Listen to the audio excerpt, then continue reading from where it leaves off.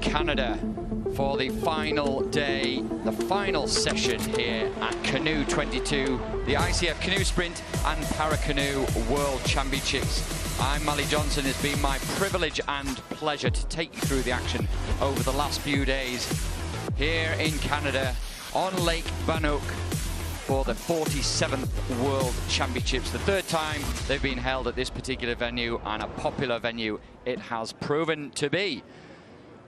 Well, as you get a look at Lake Banook there, you can see it's a glorious day. You can hear the hubbub, I should say, of the crowd. Lots of people here this weekend to enjoy. Medals spread across 13 different countries, Canada included in that, I'm delighted to say. And we have 4 more medal races to be decided before we conclude the 47th World Championships, which have been a resounding success. Air temperature, you can see there, 28 degrees. It's pretty warm on the water. It's been very humid recently. A little bit more of a breeze today, which meant times were a little slower in some of the races, but a welcome breeze for the 10,000 or so people who are here watching. There you can see width of the course, 1,300 meters. Length just over 512 meters deep, and you can see right the way through to the bottom. The water is crystal clear here on Lake Banook. We will be looking forward to seeing the endurance races get underway. It's been a great atmosphere here. A lot of people supporting the Canadian team, even with the names of those that they're supporting on the t-shirts. Brazilians have been incredibly popular here. And people in downtown Dartmouth have made their way across to Lake Banook to see the action unfold. And boy, have we seen some fantastic racing. We've had the big characters of Lisa Carrington, the New Zealander, adding to her burgeoning medal cabinet. We've seen Isaquias dos Santos, the ever-popular Brazilian, and we've seen the wonderful Valent Copas winning 2 gold medals here over the course of the weekend. And you can see from the timetable there, just a couple of minutes before we get underway with the 5,000 meter races, starting with the K1 women. Now, what happens in this race is 6 laps, 1 long lap, 5 short laps. That's not all. There are 2 portages to be taken where the paddlers need to get out of their boat, a little run round to the next pontoon, back on the water again, but they can choose when they do those 2 portages. They can do them in lap 2, 3, 4 or 5. Doesn't end there though.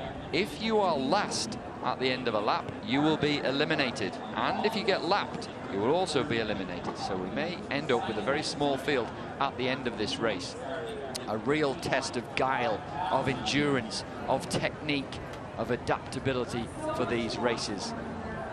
See the lineup there, and unfortunately we've had a few people pull out of this one. They're exhausted from the heat here at the World Championships, but we do have Angelica C. Animus, Madeleine Schmidt, Rebecca Gorstotter. There we go, we do have more. You can see going down the list there, we have Susanna Cicali, Caitlin McElroy, Sarah Mihalik, Julie Hack from Germany, and Lisa Brooks from Belgium. They will contest the K1 5,000 meter race. They'll have the numbers on their boat. We'll be able to identify them as the drone follows them round. We'll see the different tactics. Do they have a race plan? Well, we'll find out. There's Animus from the Netherlands. I wonder which lap she's going to choose to portage. Paddlers just making their way to the pontoon, so right at the very end of Lake Banook here, you can see the crowd. They'll be looking to their left. They'll see the long pontoon where the paddlers will have the stern, the back of their boats held. They'll be under starters' orders. They'll all sprint for the first long lap to try and get themselves in the ideal position for the bend. And the turns all go anti-clockwise, as we see beautiful view of downtown Dartmouth. And I must say, it's been wonderful to see the huge amount of support that has been offered to the paddlers and the organisation here. And I'm delighted to say that we'll have Mike Savage, the Mayor of Halifax Regional Municipality, giving out a couple of the medals a little bit later. In fact, he's due to give out the medals for this event. So widely supported by the regional government, supported by the government. We even had the Deputy Prime Minister down here a couple of days ago to watch the action. We're about to get underway. Sterns of the boats being held. Paddlers are ready for the start of the women's K1 5,000 meters.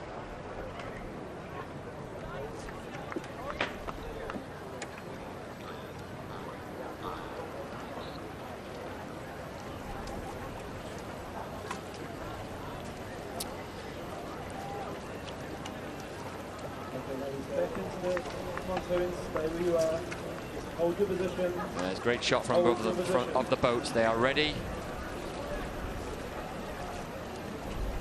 Ready.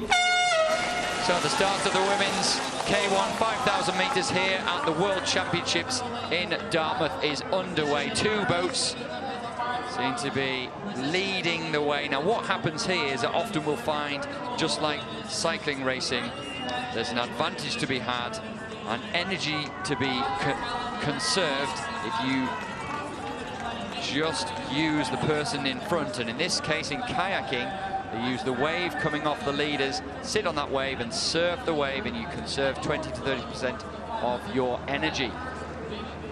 However, if you're not leading, you don't get to dictate the race. And there's Kolami there, MS Kolami, I should say, the experienced Hungarian, third place, the bronze medal winner in the K1 1,000 meter race just a couple of hours ago. She's decided she wants to dictate this one, and everyone forming the echelon around her, trying to fight for the best wash as they make their way up for the first of 6 laps. Remember, the first lap is a long one, 5 short ones, 2 portages, and you're knocked out if you're the last one at the end of each lap. Means at the moment, Rebecca Gugstotter from Sweden needs to be careful.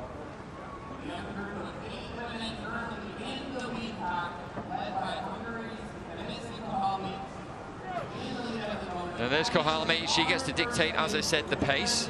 Just nice, long rhythm, stroking it well. And we've got number 5 and number 12 with the best washes. So Madeleine Schmidt from Canada, a lot of local support. She's there in the red vest of Canada, and Julie Haak from Germany, already a silver medal winner in the K2 500 meters event. We've got to watch for her, particularly as it comes to the sprint, to get the best position for the bends. I'm sure she'll be there or thereabouts towards the end of this one. Just seeing the green vest there, it's worth mentioning Jenny Egan. She's so tenacious, may not get the best of starts, but she'll hang in there for as long as she possibly can. Exactly what she did way back in 2018 when she won her first medal at the World Championships in this event. She's so good at finding the right wash and conserving her energy. So as we go with the boats, we've got Hungary, we've got Germany, we've got Canada in there.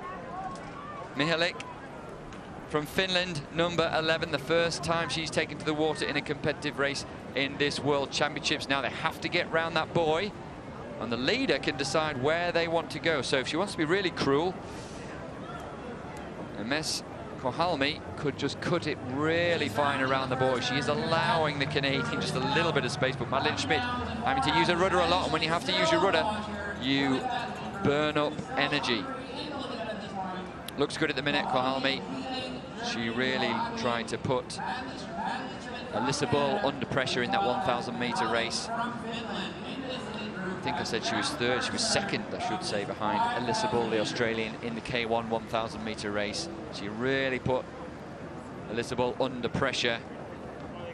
She's got a great technique. Just taking a look round to her right there, where she can see the German on the outside of the bend, but looking very relaxed at the moment. Quite often you'll see changes in position, and it was number 5, Madeleine Schmidt, struggling there, Canadian. She's dropped off the wash.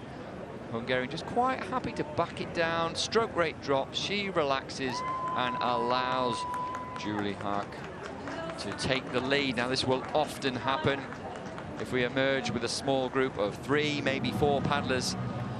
Then they will just take turns, work together. only to then split away from each other and sprint at the end. But we have 3 leading. Don't discount Jenny Egan. She's just to the back of that 3 on the left of your picture in the green vest. She will absolutely hang in there and hang on to every wisp of a wave in order to try and get back on terms with that group. This is not necessarily the medalist yet. There's a long way to go. We've done lap 1. Well, we've nearly done lap 1. No portages, as I said, in this lap, but then the paddlers can choose where they want to take the 2 portages that they must take.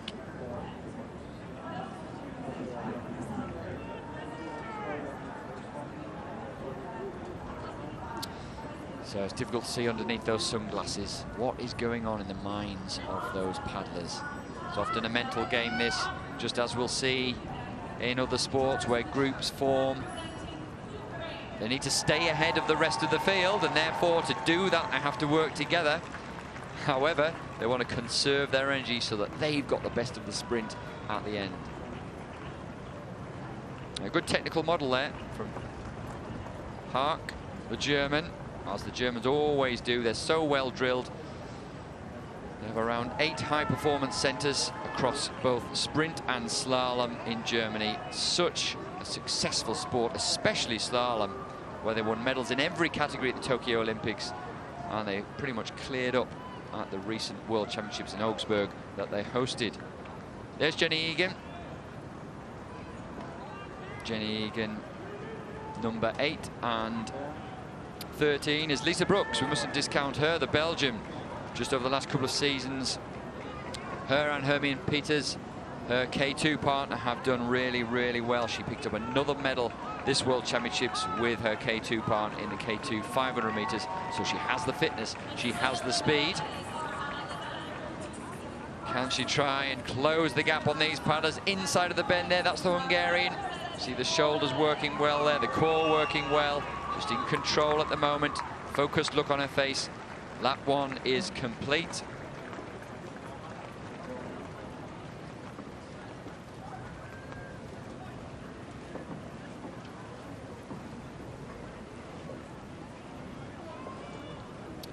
And there they go, back up once more in front of the crowd.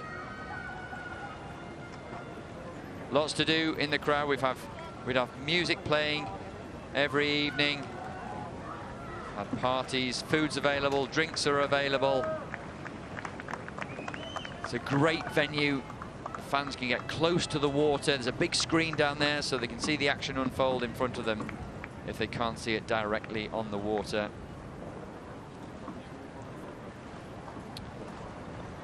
And the Canadian authorities, the Canadian government, the local government, all been involved with putting this on. It's been supported by the great athletes. Adam van Coveren, 4 times Olympic medalist, was here earlier today giving the medals out. As I said, the Deputy Prime Minister, Christina Freeland, was here to see events unfold.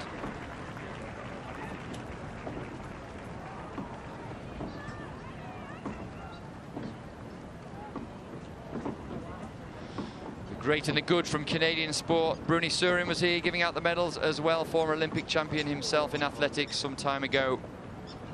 Has been very well supported, this event, and a big success, and let's hope we see more of them in the future. Right, we've got to get down to the portages. We may well see some or all of this 3 leading group come in for a portage. MS Halmi there looking good, keeping that stroke long. Important that they lock on to the very front of that. You can see her legs driving. She doesn't wear a spray net. Remember, these paddlers, when they do portage, will have to leap out of the boat, grab their boat and drag it or carry it before getting back in. Quite a technique, but not a new technique to the Hungarian. She's been in this position before. She should know how to portage.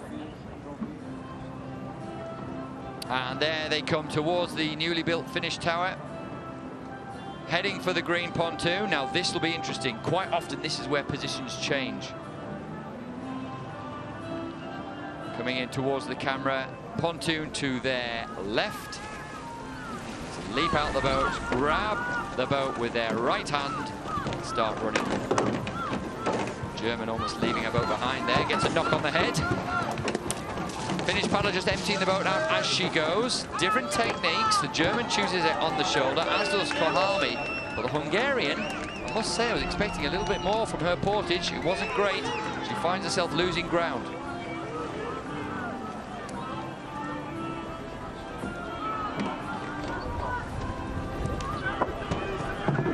And that gives Jenny Egan, who chooses to drag the boat, not the best thing for the boat, but it's quicker and conserves energy to perhaps get back on terms with this. Now, it'll be really interesting to see when these groups reform. So the Finnish paddler, she's portaged. The Irish paddler, Jenny Egan, has portaged. Julie Hark has portaged. The Hungarian, Miss Kohalmi, has portaged. But we're away with two. These two have only one more portage to do, and they've completed their second lap. 4 laps to go for them and 1 portage. Now the Hungarian just a little bit behind there. We've had one person will be knocked out. We've got Finland, Hungary and Germany, just that group of 3 reforming. Perhaps it took the most out of the Hungarian and the least out of the Finnish paddler. And that could count towards the end of the race.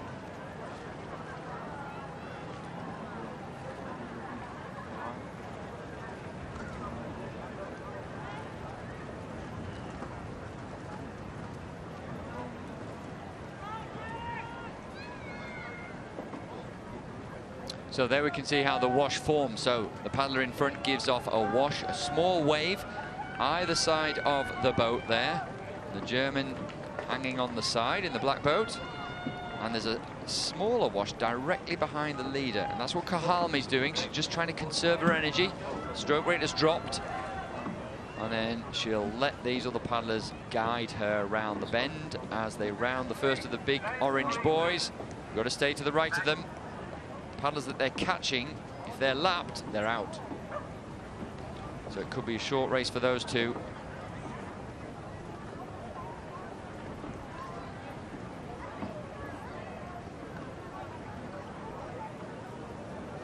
And we get a good view of the course there. That's a fantastic shot from the drone. They've done a great job here, giving us a feel for this more natural looking course than we see often in Central Europe. One of the wonderful things about Lake Banook here in Dartmouth, surrounded by trees. Canoeing is such a popular sport over here. Many school children take it up. And that's where Katie Vincent, Olympic medalist of course in Tokyo, that's where she started, and many more. And Canadian fans have had the pleasure of seeing their paddlers win medals, including, incidentally, very recently, the gold medal in the mixed K2 race.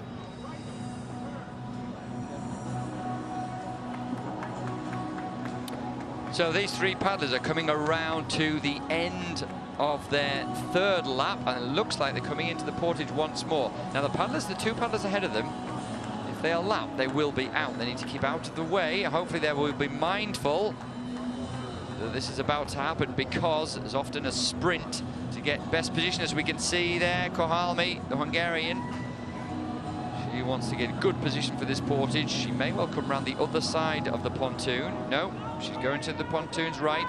The German may well be left-handed. Now, if that's the case, this will suit her. She gets out on the right. The German picks the boat up with a left. Right, away we go. Hungarian again, just dragging her tail a little bit on the portage. It's a good shot, we can see who's got the running speed. Looks like the Finnish paddler again. Crowd's enjoying this. Great shot from above there, as we see these dart-like boats. There's no minimum width, they're very unstable. These paddlers doing a good job. Oh, well, just as I say that, that was Sarah Mihalik, the Finnish paddler, and that is a big moment, and that's why the likes of Jenny Egan will not have given up, because she will just need the smallest of opportunities to try and get back on terms with these. So we've got Germany, we've got Hungary there in the mix now. Finland a little bit further back. Right, Hungary take the lead. That is the end of the third lap, 3 laps to go. And certainly Hungary and Finland and Germany have done all the portages they need. And there we can see who's portaged, who hasn't. Some racers haven't yet. Now, interesting that Jenny Egan-Simmons has done 1. So she's saving herself, maybe trying to catch up here before she undertakes her second portage. Right, changes in position as we can hear the crowd there as we go past the grandstand. A new amphitheatre there was developed for this event. German paddler just cruising, and Kohalmi, the Hungarian, takes a look over her right shoulder just to see where the other paddlers are. This is the moment. The Finnish paddler took a swim. Sarah Mihalik just overbalancing over on the right-hand side. She did well, actually, to get back up into it. She tried to empty her boat out, so she's not dragging any water around with her. And there we go. Haak and Kohalmi leading the field once again, with Mihalik not far in the background.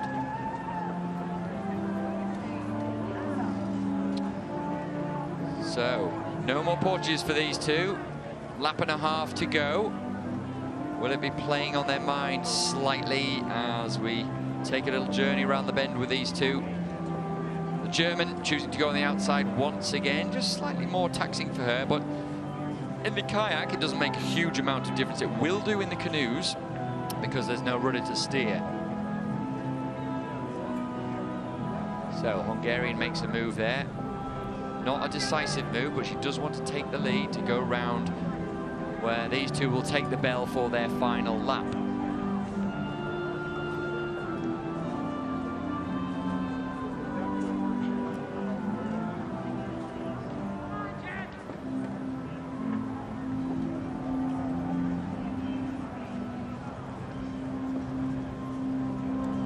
So these two, well, both experts in their own area. Kohalmi, well done in the, well known for the endurance events.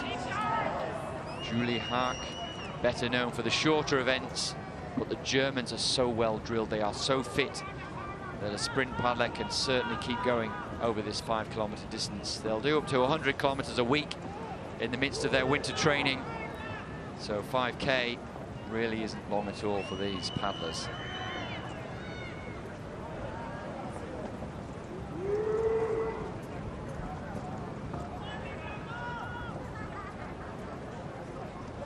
So no portage to go for these two now. Just one more lap. When they come round this next bend, they will take the bell. Then they'll start thinking about their tactics. Here we go. We're just crossing the finish line now. That will be the finish line for this 5 kilometre race. Not far from catching a couple of other boats, which will cause washes for them. Might be a challenge for them to get round. Hungarian going nice and wide. They're just pushing the German a little bit wider, make her go a little bit further, make her work a little bit harder. And I doubt that Kohalmi now will want to give up the pole position that she has. It'll be interesting to see over this next leg here. We're on the final lap. Will the German make a move early on just to test the mettle of Emis Kohalmi, or will she keep her powder dry for one sprint just before the end?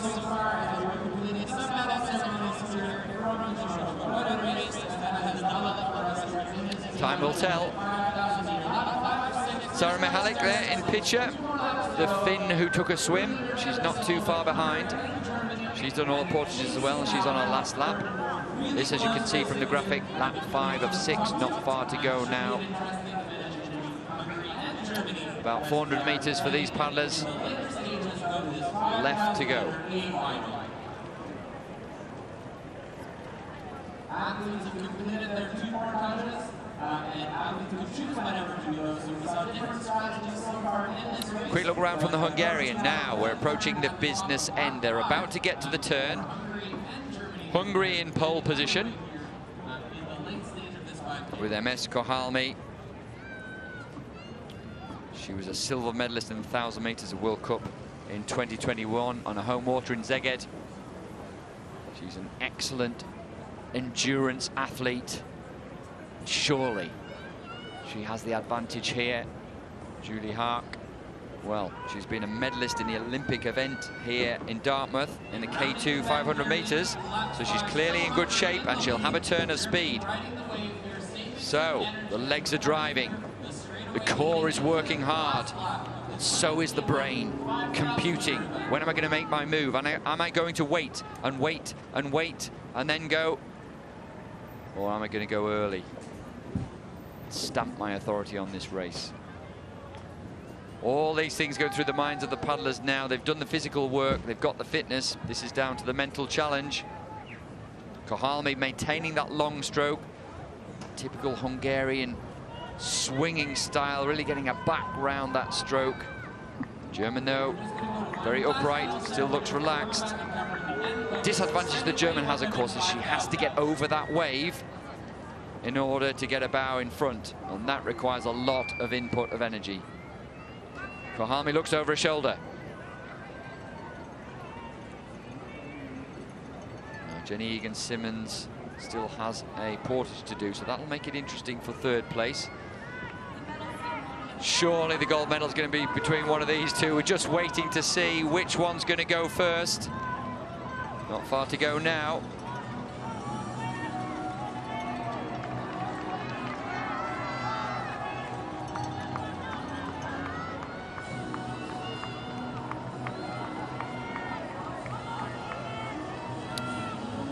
Well, my mistake, there's one lap. There's still another lap. That was, in fact, their bell. That is, in fact, their bell. This is the last lap. This is the final lap. This is the one that matters. So just nudging the boy there, Kohalmi. She can see 250 meters straight ahead of her. Then she'll start the turn, round the bend to her left, and then there'll be a scrap for the gold medal between these two. And these two have been right at the front the whole way. Clearly quality athletes in the field here. Quite often in the 5,000 meters we get some marathon experts as well as sprint. These two can do both and do it very, very well. So you can see the big orange boys in the distance. They've got to negotiate those. Then they'll come round for a battle at the finish.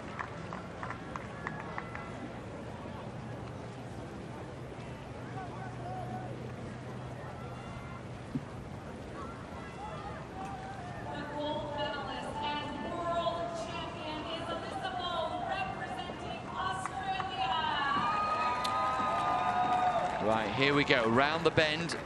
Hungarian has the advantage. She has the inside. She'll stay reasonably close to those boys. Just push the German wide. Does that well, using the rudder, which sits between her 2 feet on the footrest, a tiller bar. Just easing it to the left to help the boat move. Quite often the paddlers will go straight after the bend. She has the better angle. That's the view that these paddlers have now. Afternoon sunshine glinting off the waves. A light breeze here on Lake Banook. And the final 200 meters of this women's 5K event here at the World Championships is underway. This will all be down to the sprint for the line. We know the German is quick. She's the silver medalist from the K2 500 meter event. She's got to get a nose past the Hungarians. Hungarian just making that long stroke work. She's winding it up gradually. MS Kohalmi is turning the screw. Now, what has Julie Haak got to answer? Is she going to keep her powder dry until the last 100 meters? We're in that distance now. The Hungarian is going. She's pushing again. She's moving through the gears. There doesn't seem to be much of an answer from the Germans. From the German. In fact, it looks like she's given up the ghost. It's been a long World Championships for her and a successful one. She picked up a silver medal in the K2 500 meters. She's about to pick up a silver medal here. She cannot get the better of MS Kohalmi. who takes the win.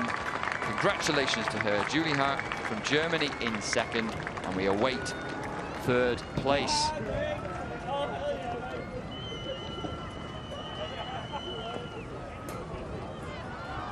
Sarah Mihalik, despite that swim, looks like she's going to be the one to come home with a solid bronze medal. Well done to her.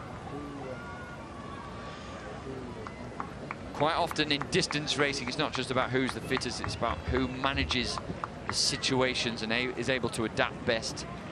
It didn't go particularly well for her in the portage. She got there in the end. She takes the bronze medal. I think that was Jenny Egan-Simmons going over just in fourth place there. It is indeed Jenny, brother and niece. Belle out here to watch her.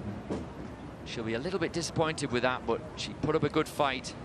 And there were three top quality racers ahead of her on the podium as Hungary wins another medal to add to their collection.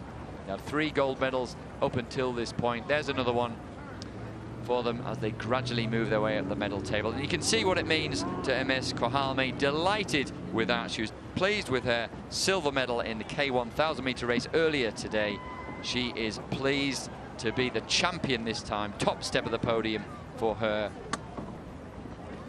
at these World Championships.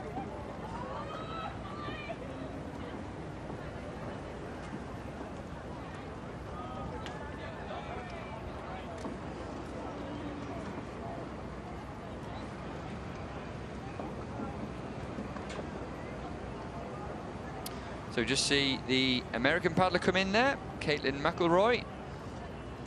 Good to see she managed to avoid being knocked out, and it's brought quite a bit of excitement to these races. They can see the start, so we'll just recap on that. Lisa Brooks got away to a good start, as did the Italian Susanna Cicciali, but then the Italian got caught, had to get back into a boat again, took a bit of a swim. And that's why it's so important to get away well. These 3 got away well. Finland, Germany and Hungary formed a little bit of a group.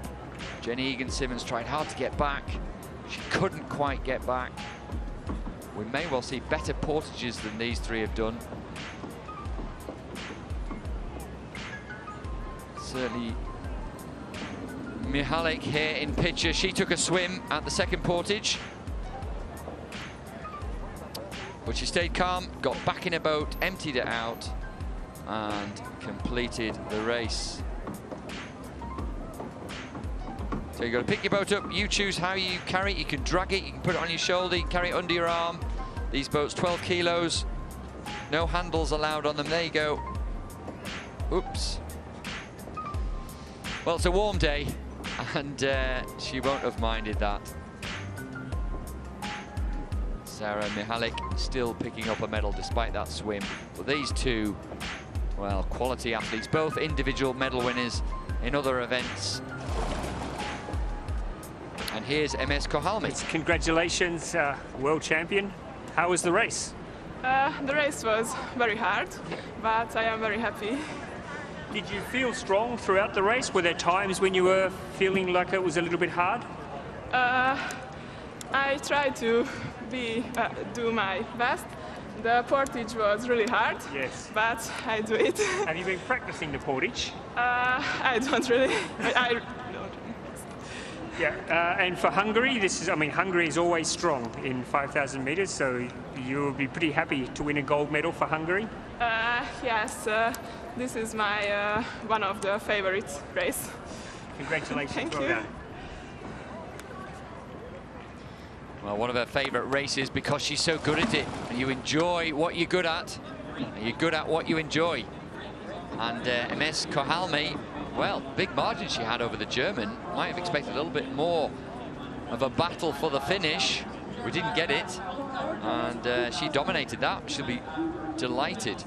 And Hungary, as I said, move up the medal table. That'll be their 4th gold medal. Maybe a slightly fallow year for the Hungarians this time round. They are the biggest nation in the history of the Canoe Sprint World Championships. 222 gold medals Hungary have won in the last 47 editions of this World Championships.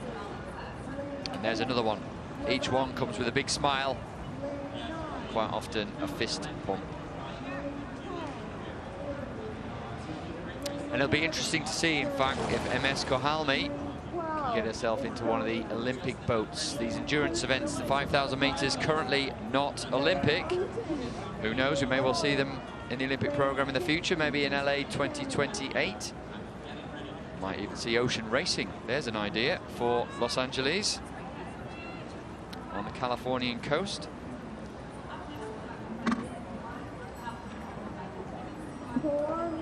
And the crowd here in Dartmouth, well, they've been so supportive of the Canadians, of course. Why wouldn't they be? But also of the Ukrainians. Many different families have hosted the Ukrainians here.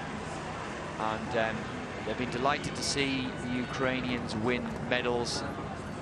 They've won 5 of them so far at this World Championships. They love the Brazilians, very popular. Ezequiel dos Santos in the men's canoe. He's such a popular paddler, and Brazil will be represented in this next race, the men's C1, but not Ezequiel dos Santos. There's confirmation of the results. Kohalmi, Hark and Egan Simmons.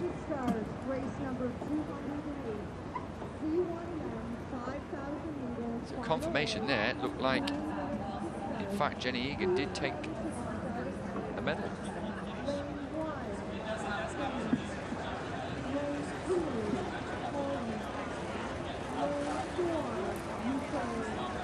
So we'll just cast our eyes on the next race, which will be the C1 men over 5,000 meters. As I checked the results, Jenny Egan, it was indeed the bronze medalist. So, Jenny, apologies from me. I thought you were in 4th, but you did the race correctly. Sarah Mihalik was disqualified, so Jenny Egan Simmons, I should say, congratulations on your bronze medal. That is a fantastic result for Ireland and a fantastic result for you. Bronze medal to add to your collection. Well, we'll go back to the start to see the C1 men 5,000 meters line up.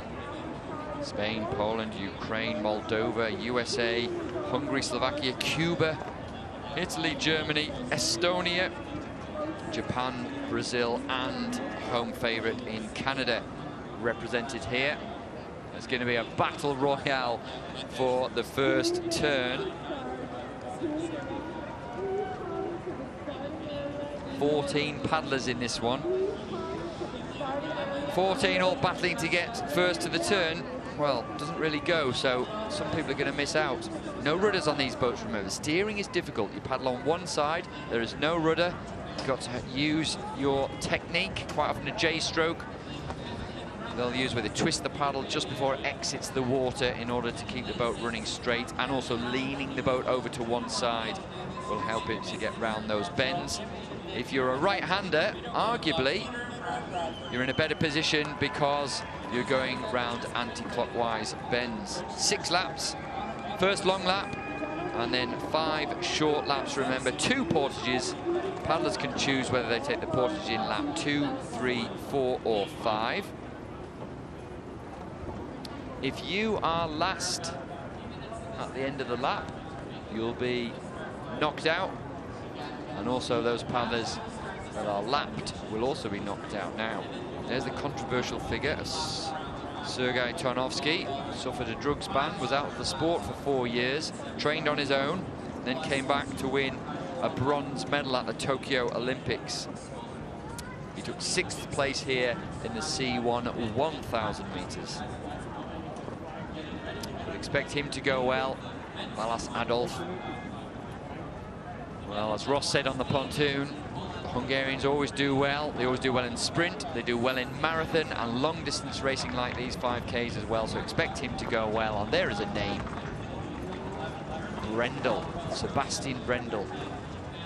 The last 15 years we see him win medal after medal after medal. Now I think he's got 12 World Championship gold medals to his name. I wouldn't put it past him to win a 13th. Just staying ahead of Lisa Carrington. And possibly one of the best races today here at the World Championships was in fact the C2 men's 1,000 metres. So if you didn't see the coverage, check it out from earlier today. Sebastian Brendel and Tim Hecker put on a huge pressure by the Chinese, but they still delivered. Great race, that one. We may well see a great race here. We're underway with the C1 5,000 metre race. 6 laps, 1 long one, 5 short, 2 portages and knockouts for anyone who's at the back of the field at the end of each lap. Now the overhead shot shows us about 4 boats all fighting it out for pole position here. It's hard work being at the front, but at least you can dictate the terms of the race. And that's what the paddlers are looking for now. Tarnowski's got away well. Sergei Tarnowski, he's number 5. Also number 8, that is Rusnak, the Slovakian. And, well, Brazil, also the distinctive blue boat of Brazil. Felipe Vieira, following in the footsteps, the 20-year-old, of his compatriot, the ever-popular and exciting Ezequiel dos Santos, who didn't disappoint over this weekend. Hugely popular with the crowd. He really is a superstar, Ezequiel dos Santos. And this is his legacy. Young Brazilian paddlers coming through have had success. The young canoe paddlers from Brazil, and also the Paracanoe team who've been successful here.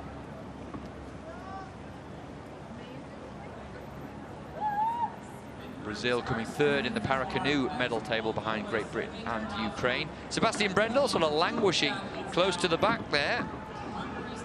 I wouldn't be surprised if that C2 1,000 metre race took it out of him. Sebastian Brendel, normally so happy to chat, just couldn't find the words at the end of that race. Despite winning, it really did take it out of him. So we'll see if he's recovered.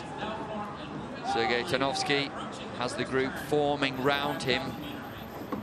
7 and 8, that's Balas Adolf and Matej Rusnak. They're in good positions, forming a group around the Moldovan. The Brazilian just seems a bit confused, doesn't quite know what he wants to do now. Caught in no man's land, Felipe Vieira.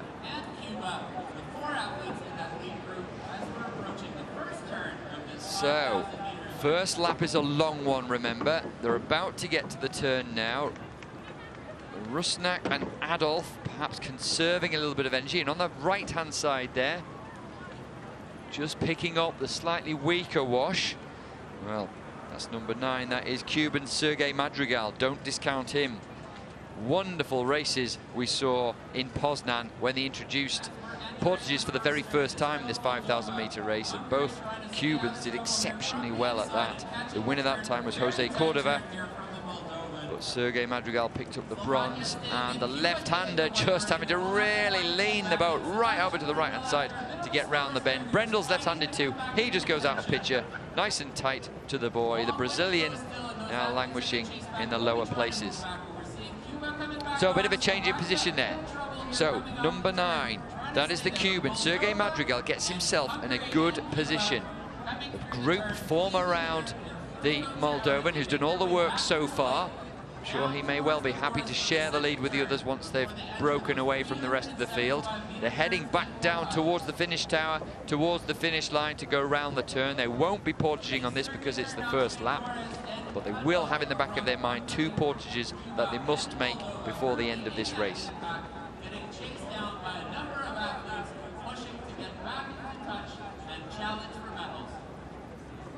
Now number 8 in picture, what's he going to do? That is Matej Rusnak. Got it such a good start just to the right of your picture, being followed by the talented Italian Tarlo Tacchini.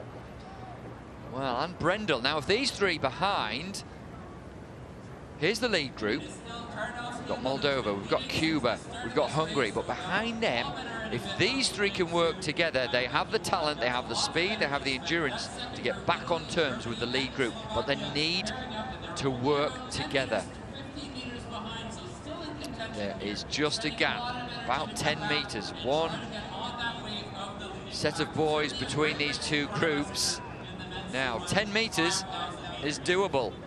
If these 3 behind work together, they could get on terms, and they'll really mix things up, because 6 is quite a big group to have in this event. great to see from that camera angle. Now, quite often in C1 5,000 meter racing, we see a procession. One paddle ahead of the next, and they just paddle round for 5,000 meters. Not this time. The tactics coming into play here. Two groups forming. One has missed out. Now, Takini leading in the blue boat. I'm not sure whether Brendel's just dropped off a little bit there. Tarnowski is leading. He's got the red vest, the cap turned backwards. Hungarians in there as well. Balázs Adolf is third in the B final in the 1,000 meters, so he's got fitness. He's got the long levers, the long stroke. He's also right-handed, which will help him round these bends. Just completing lap 1 of 6. That's the first big long lap about to be finished. So just a bit of argy-bargy here coming round the bend. Favouring slightly the right-handers, 2 of them in that lead group. Brendel's still there in the second group with Takini. So Italy and Germany just behind. Struggling a little bit is the Slovakian, who's dropping back. Now then, we've got a left-hander on the outside of the bend. On a left-hand bend, that's not easy to handle for Sergei Torres Madrigal, but he's handling it well. Such a great paddler. A great technician in this sport, and it is a technical sport, canoe. Yes, of course, you have to be strong, you have to be fit, but you have to understand how to get a boat moving. And these 3 doing that very well. You can just see a sweep stroke, a wide stroke from the Hungarian as they tackle the wash coming from the other paddlers. And the group begins to form around the Moldovan once again. Sergei Tarnowski dictating the terms, but using more energy than the 2 behind him. Then tactics coming into play, just beginning to cross their mind. Okay, we've done a lap. We're on the second lap. Should we portage now, or do we leave it till later? So 5 short laps to go. Short laps, they turn around the 250 mark, which they're just getting to now. Round the orange boys they go. And Tarnowski just leaving a gap for Badolf to sneak through. Doesn't have to do that, he's being quite generous. Not the quickest around the bend, and he's taking the inside of the bend now. Balázs Adolf has gone on the inside of that buoy. He may well be disqualified, he may have to go back round for that, but surely that can't count. You have to stay on the right-hand side of the buoys. Now, if Brendel, Takini have seen that, they'll sense they've got a chance here, an opportunity to take of getting on the medal rostrum once again for Brendel, for the first time in this World Championships for Takini. Right, we've got a procession now, but is it a procession towards the pontoon? If you're in a good position, maybe you take the portage. Come on, here we go, look. Right-hand strokes, look at the green vest, look at the boat. He takes that buoy, but Balázs Adolf, he's on the inside, undoubtedly, of that one. That is not going to count. Surely he's going to be disqualified from that. We'll wait and see. We're coming towards the end of the second lap, but there's a sting in the tail of this lap. The portage, and one of the difficult things about this portage is the angle of the pontoon. The paddlers head straight for it, but then they have to come alongside it. And what they don't want to do is lose any speed. We may well see someone, the likes of Sergei Torres Madrigal, in the lead at the moment, just jump out of the boat and run along without losing momentum. That's the way to do it. He's done a pretty good job there. Will he drag or will he carry? He drags it. He's done this before. Drags the boat. That is the way to portage. He's got the advantage. Boat manufacturers don't like it, but the boat will survive for one race, being dragged like that across onto the next pontoon, cutting the corner there. And 2 get away from 3. Balázs Adolf, though, in the green vest at the back of that second group, may well be disqualified due to him not negotiating the bend correctly. So that will be lap 2 completed. 4 to go. 4 laps to go for these paddlers. one more portage.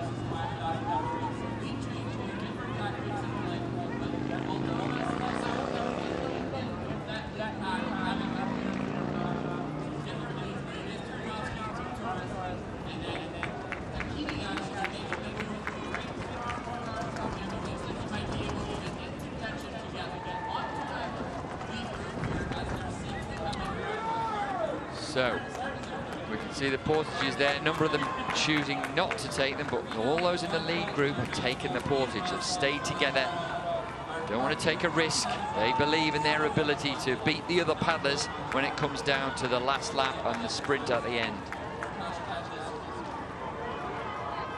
Tarnowski in the red vest from Moldova leads the way. Torres Madrigal from Cuba is right up there. Tacchini now in the blue boat. Carlo Tacchini, number 10, the Italian, now on terms with the lead group. It's been a good couple of laps for him, for the right-hander. Looking good, looking smooth, looking strong. Not quite on the wash of Madrigal, but he's not far away. Already, we're almost at the turn of this, the third lap. Second of the short laps, the third of 6. Go past the crowd and then negotiate this anti-clockwise turn once more.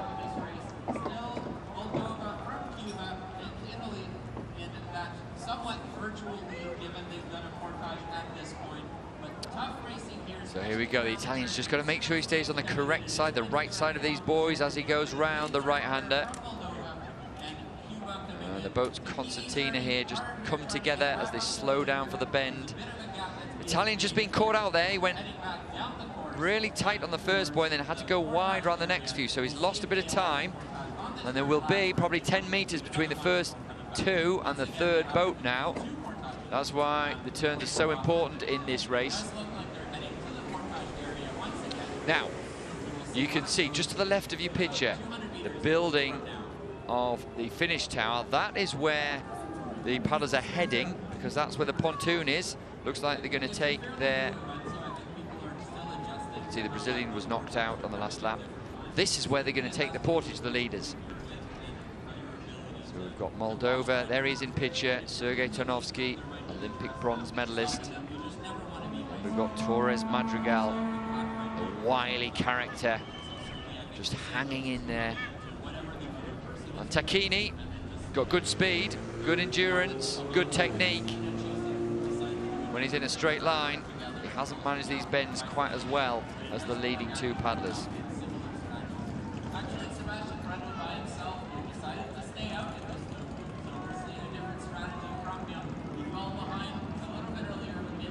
So let's just see how the portage goes now. Coming up to that green pontoon. Yeah, we should see them hop out onto their left leg, grab the boat towards the front and drag it behind them. Torres Madrigal seems to be a little bit better at that. So not only will he come out a little bit further ahead than the Moldovan, well, he won't do actually, he's caught the Moldovan up. But Tarnowski has managed to stay ahead. Right, into the pontoon. Careful they don't overbalance. And actually, Tarnowski, really good portage from him. He's got clear water. And he's got a bit of a decision to make now, has Tarnowski, because he's gapped Tacchini, the Italian. Does he want to keep that gap? Does he want to regroup once more? Well, we'll see. As we see the other boats take their portage, Tarnowski's waited. He's just cruised around this bend as he completes the third of 6 laps. He knows all he's got left are 3 short laps. It's exactly the same for the Cuban. So for the next 2 laps, it'll be about conserving energy and staying ahead of Tacchini. Behind them, well, Ballas Adolf is still there, but he will be disqualified for not negotiating the bend correctly.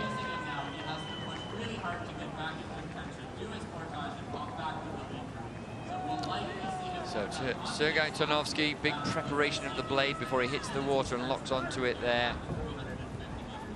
Looking to get both arms straight, really locked on, and lift the weight of the combined weight of himself and the boat so that it lurches forward. Doing that pretty well. And whilst he's doing that, he's trying to conserve as much energy as possible, and do as little steering as possible. And that's one of the advantages for being in the front, is that you don't have the waves, the wash of other boats to contend with. Torres Madrigal in second place, the Cuban. Very, very experienced, good at sitting on the washes, trying to conserve his energy. It's not easy for him. He's doing that well, the left-hander. Tacchini just tracking them a little bit behind. May well find on the next straight, Tacchini just tries to reel them in a little bit, but he needs to negotiate this bend well. He did poorly last time round. He needs to be much smoother and tighter to the buoys, so that it gives himself a chance of getting back on terms with these two.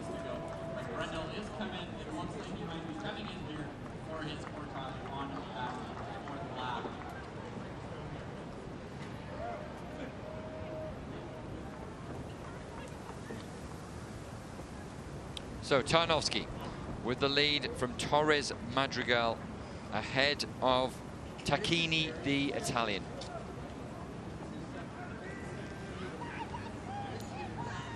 Still a couple of the paddlers with another portage to go. Well, the leaders, they've done their 2 portages. And they're coming round to the end of the 4th lap.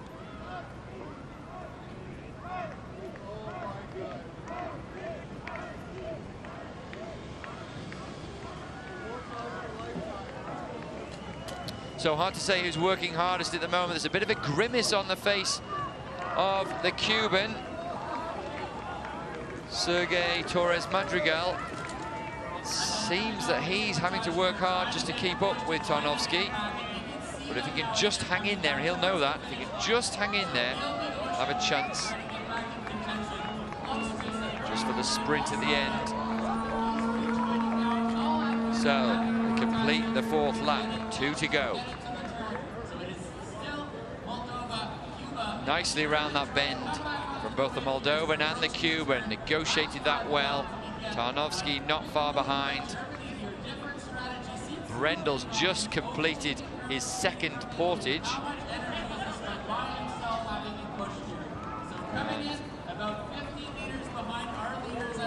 That's good for him. Brendel, the left-hander, puts himself back into contention. So Tarnovsky it was with the lead right from the start. He's still there. Didn't want to sit on the wash of anybody else. Wants to dictate the race under his own terms. Just has a quick look round to see where Torres Madrigal is.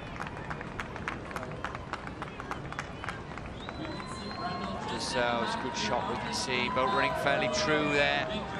Locking onto the blade at the front of the stroke, driving the legs forward. A little bit of rotation there to give that bit extra to the stroke. Tacchini in the blue boat there, not too far behind. Looking a little bit tired, maybe. He needs to hang in there. So, another bend we've got now. I must say Tacchini and Torres Madrigal have negotiated these very well so far. Madrigal getting really close to Tacchini. He's got to take action, move a bit wider there. That'll cost him energy. Right-hander against left-hander. Moldova against Cuba. Cubans, of course, have been very successful in these canoe events. It was Jose Cordova that won this race at the World Cup in Poznan, and teammates in the women's C2, multi-medalists at this World Championships as well. So Cuba have a really good setup for canoe paddlers. Let's hope they develop their kayak paddlers in the next few years as well, just as Mexico have done, winning a medal in the women's K4.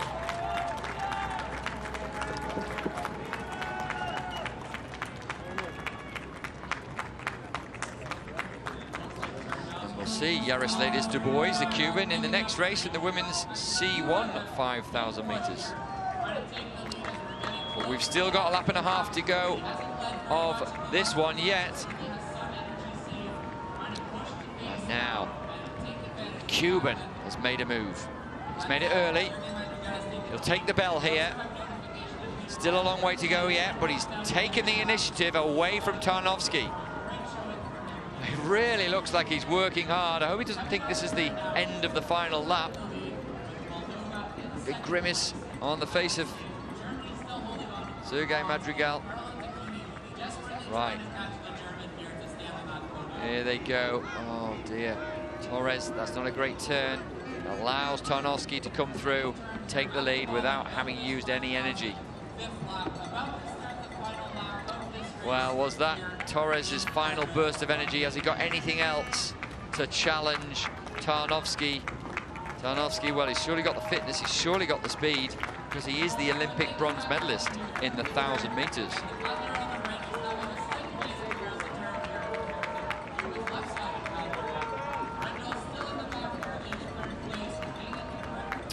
Now, Tarnowski didn't have his best race here at the World Championships in the 1,000 meters. He made the final, but was outside of the medals in 6th place. Desperately wants a medal this time round. Prefer it if it was gold, I'm sure. There may be just one more challenge that Torres has to give. I'm sure he won't do it until we're round the bend. Brendel, the German, the big figure of the German, you can just say in the middle of your shot there. Running that boat well. Oh, what a legend he is. 6'4" and 92 kilos worth of strength and power, and he needed every kilo and every centimetre of that to take the win with his C2 partner Tim Hecker in the C2 1,000 metres earlier today. That was one of the races of this championship, and he'd like to be on the medal rostrum once again. So here we go. The final bend before the final sprint and the final men's C1 event at this World Championships here in Dartmouth, Canada. Swings really wide, Tarnowski, really wide. Pushing Torres out. Torres has matched him. Now what has Torres got? That's the view they have. Just over 200 meters to go. For these two paddlers, is it going to be a gradual wind-up as we saw in the women's kayak? Or is it going to be a burst of speed from the Cuban? Let's see. As we race round in front of these paddlers, we get a great view of Lake Banook, a great view of Brendel and Takini behind them. Tarnowski has a look round, senses the finish line. He knows those red boys aren't far away. That means 100 meters to go. That means about 25 seconds worth of paddling. Here we go. Torres Madrigal's having a go. He's having to go wide. He's gone. Tarnowski sensed it. He's keeping the stroke long. He's keeping it strong. He's keeping it powerful, and he's keeping his focus dead ahead. He's got about a meter on the Cuban. Goes down to about half a meter. Has he done enough? Surely he thinks so, but it's going to be the lunge for the line. Goodness me. What a lunge. What a fight from the Cuban. We'll await confirmation. It looked like Tarnowski just got it. Goodness me. That was close. And wow. Sebastian Brendel, look at him. A picture of exhaustion on the giant's face. Carlo Takini takes the 4th place. A brave race from him. We'll await confirmation of that, of course. Madrigal had a really good go at Tarnowski at the end and looked like he almost did it over the line, but I think Tarnowski just did enough. He has indeed. Confirmation there. 1st place for Sergei Tarnowski. Missed out on the medals in the C1 1,000 meters, but in a brutally hard race in the 5K, he takes the gold. There's the start. Can't say that the start's not important in 5,000 meters. It is, And that is why Tarnowski got himself nose in front, and therefore the group had to form around him. There he is in the red vest, right at the front. Tarnowski led for most of the way. There's the turn, that was crucial. That was Adolf out, the Hungarian. Gave Brendan Tacchini a sense that they could pick up a medal. Not a great portage from Tarnowski first time round, but as we'll see, much better second time round from Tarnowski. There they go, push the boat off from the pontoon, back in the water. Torres Madrigal, to be fair, he had a go. With 1 lap to go, he took the lead momentarily, but he couldn't get round the turn, the left-hander. Tarnowski much smoother around that bend. Just had to negotiate the second portage. Did that better than the first. Grim determination on the face of Sergei Tarnowski, the Olympic bronze medalist. Reaching out for that water, locking onto the stroke, driving his body to the blade, pushing himself, giving everything. The lunge for the line comes. Oof, goodness me. Seems closer the second time. Looks like, though, Tarnowski did enough. A brave attempt from Sergei Torres Madrigal. But he picks up the second Cuban medal of this World Championships.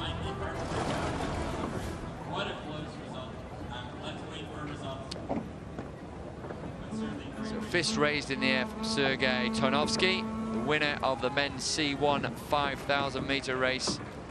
And very shortly he'll be down on the pontoon with Ross.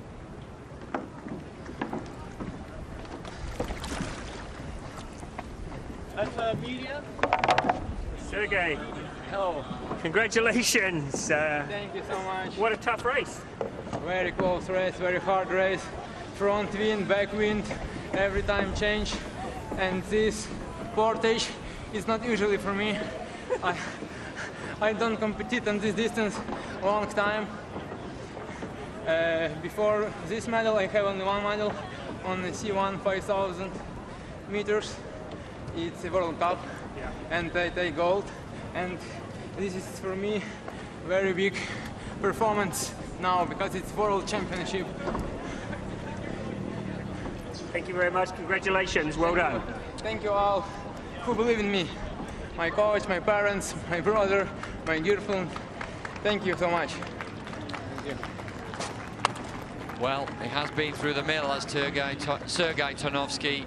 Difficult time out of the sport due to drugs infringement, but he's back, and back with a vengeance there, pick up a gold medal in, as he said, not really his event. So Moldova take the gold, Sergei Madrigal from Cuba take the silver, Sebastian Brendel from Germany takes another medal to add to his collection.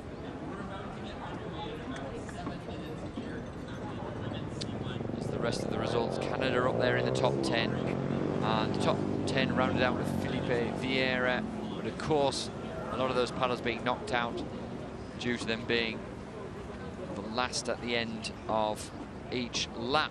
And this has made the 5,000 meter races really interesting. The knockout phases and the portages and the choice of when you portage, tactics coming into it. And Brendel choosing to portage at a slightly different time to the others. That possibly was the decision that gave him the bronze medal. Well, we'll look ahead towards the C1 5,000 meters in the women very shortly, but we should have an awards ceremony coming up from the K1 women 5,000 meters. Well, we'll wait for that.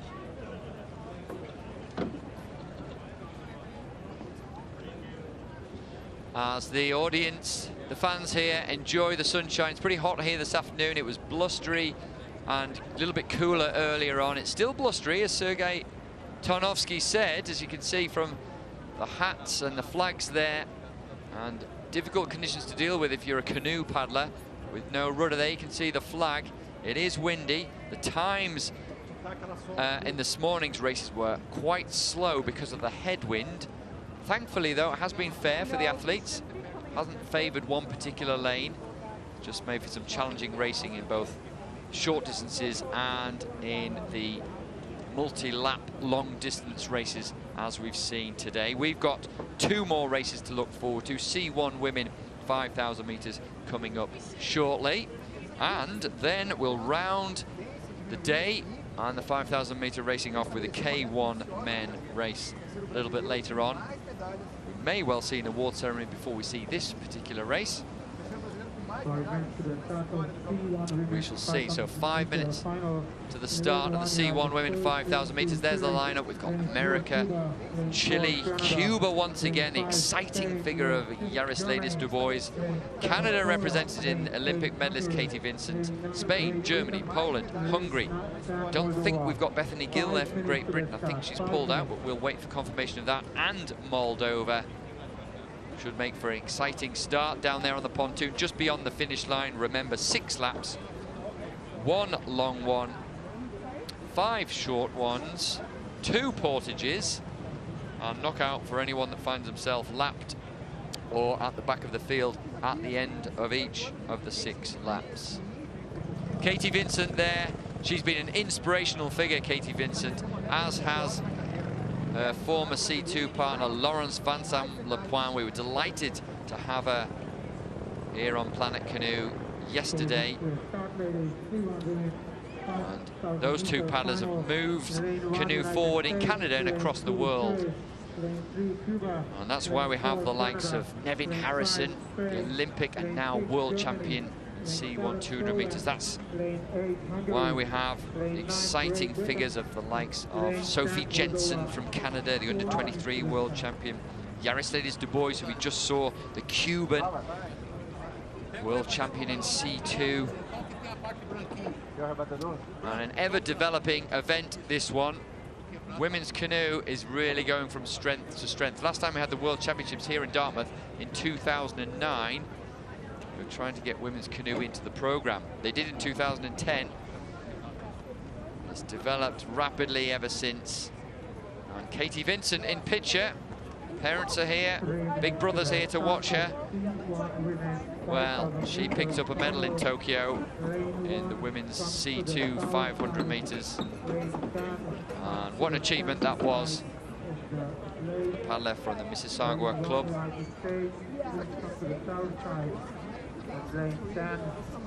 She'll be hoping she can pick up another medal here in the World Championships over the longer distance. I certainly wouldn't put it past her.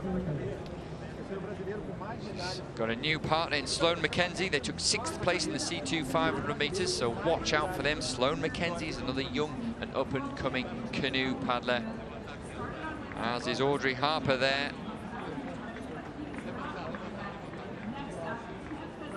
The teenager who's going to contest this 5,000 metre race. Katie Vincent, she's number 4. Yaroslavis Dubois, who we just saw in the background, there she is in picture. So Dubois is number 3 from Cuba. She's seen her teammate win Cuba's 2nd medal. She's already got a gold in her pocket from the C2 200 metres. She'd probably like another one. We'll see Maria Corbia from Spain, number 5. Annika Lusk, who was the bronze medalist in the C1 1,000 metre race earlier today, from Germany. She'll be number 6. Magda Stani, don't discount the Hungarian, the Pole, who goes in lane 7. Viraj Bala, talented Hungarian, in picture just to the left of your picture there in the green shorts, enjoying her racing here at the World Championships, choosing not to take part in the Olympic events, still racing very well, having just missed out on the medals earlier this weekend. Maria Olisaro from Moldova is number 10. She was also in the final of the C2 500 metre race, like Katie Vincent.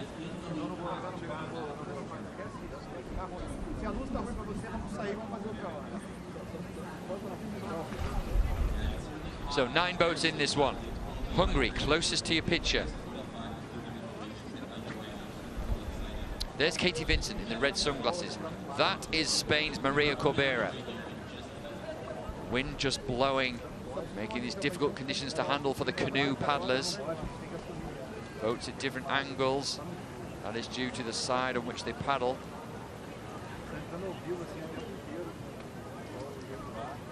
Who's going to try and snatch the initiative in this race?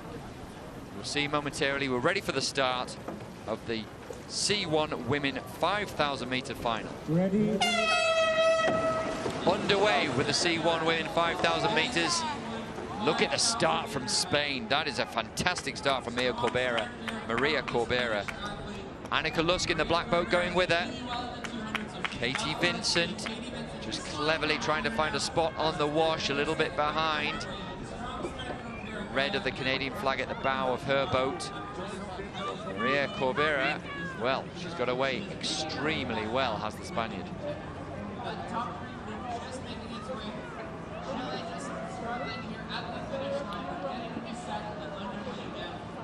Okay, so 2 away. Cuban Yaroslavs Du Bois has a little bit of work to do. There's a long way to go in this race yet.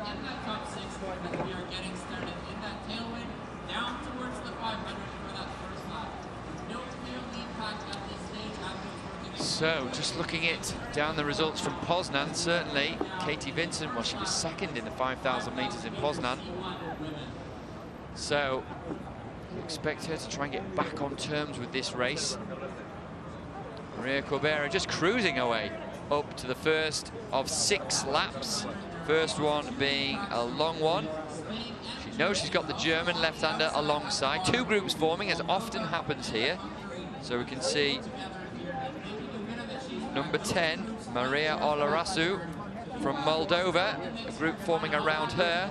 But we have Cuba, Yaroslavs Du Bois, the exciting talent, young talent from Cuba, the 20-year-old, just trying to get a blue boat onto the wash of Maria Corbera.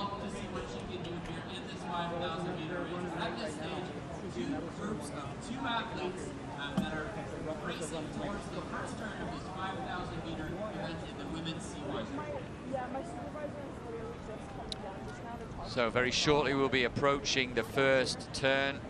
Spain in pole position at the moment. Annika Lusk in second. She's in good form. She knows she's in good form. She took the bronze medal in the C1 1,000 meters earlier today. Spread out to their right, we've got the Moldovan Olarasu, and then further right we've got Viraj Bala. She finds herself in a difficult position, Viraj Bala, the Hungarian. What's she going to do? She's going to gradually angle away in, see if she can pick up a wash. Yaroslavs Du Bois, just to the left of your picture there in the blue boat, the talented and exciting paddler from Cuba. She's got a bit of work to do. So there's 5 in picture here now. We may well see a group of 2 and a group of 3. Viraj Bala making her way across. We might see Du Bois just sit on the wash there. And Olarasu, what's she going to do? Is she going to try and catch the first 2, or is she going to wait and form a group with those behind her? Well, we'll see.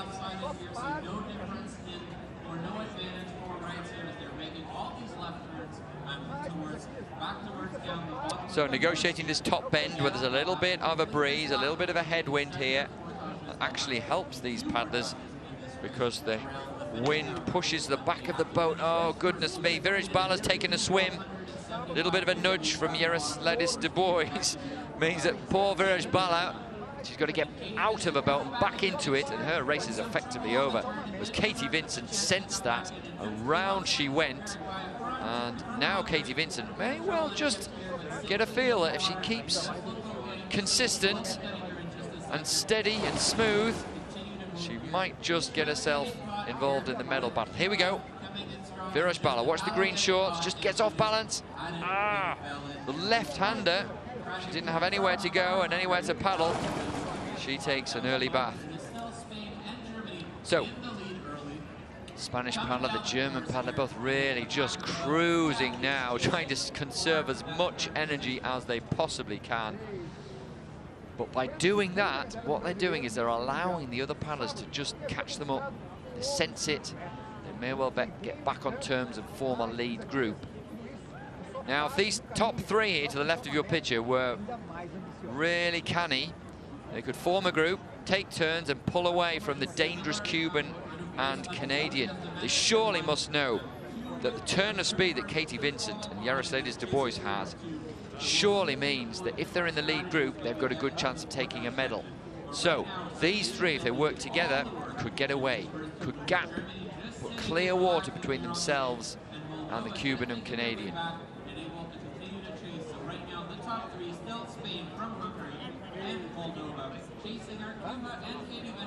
So Spain just cruising away down Maria Corbera, the left-hander, just on the outside of her, Annika Lusk, also a left-hander, and then on the left side of, on the right side of her, I should say, is Maria Olarasu, the Moldovan. All in the right position there. They're on the wave, giving off the right of the boat ahead of them. They're left-handed, so they can steer the boat away from crashing into the boat in front of them. Just working nicely for these three now. Katie Vincent, you can see in background, she'll have the support of the crowd, no doubt about that, Katie. There she is in picture, the tall figure, excellent technician, just looks to be really cruising, conserving her energy. And Katie Vincent, though, will just be aware that anything can happen. We're only on the first lap here, still 2 portages to go. She's got confidence from the World Cup earlier in Poznan. Katie Vincent, when she was second behind Li Li of China. Li Li not taking part in this. So Katie Vincent has good form. She has the support of the crowd and she's on her home water. So watch for her behind these three. So we're approaching the first end of the first lap. 5 short ones to go. 2 portages still to take. Plenty of action to unfold here in the C1 Women 5,000 meters. Just a little edging on the right-hand side of the boat there. Dip the right-hand side of the boat round, takes the boat around nicely. Olarasu just getting caught, taking the speed off her boat, trying to get round tight round the bends. She's scrubbed all the speed off, which requires energy to get that boat up and moving again. So lead 2 paddlers taking fairly wide around the bend there. German happy to let the Spaniard lead at the moment. Hear the cheers from the crowd. First lap has been done. Katie Vincent will sense the crowd will get behind her in just a moment. And you can see in the background there the finish tower. There's the green pontoon just leaving your picture. That's where they'll be aiming in about 500 meters time. Most probably to take the first of 2 portages, although it's not essential. They've got to do the 2. With 4 laps to choose from. Right, Olarasu has formed a little group there with Katie Vincent. So that currently is the bronze medal battle. Still wouldn't put it past those 2 paddlers to catch up the front 2. See a picture of the technique now. You can have these boats as narrow as you like. There's no width restriction.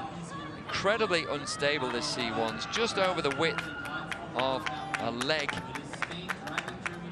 Not easy boats to handle without a rudder, with a single blade, with a very high centre of gravity. It really is a technical sport, canoe. And these paddlers right at the top of their game here at the World Championships.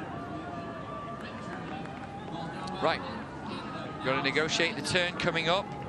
Both are left-handers, so it makes it a little bit more difficult. They might have to draw the water in towards them at the front of the stroke. A little bit of a J stroke as the exit. It seems to me, looking from that picture there, that the Spaniard, although she's going wide, she's a much better sense of how to get around this bend than Annika Lusk, the German.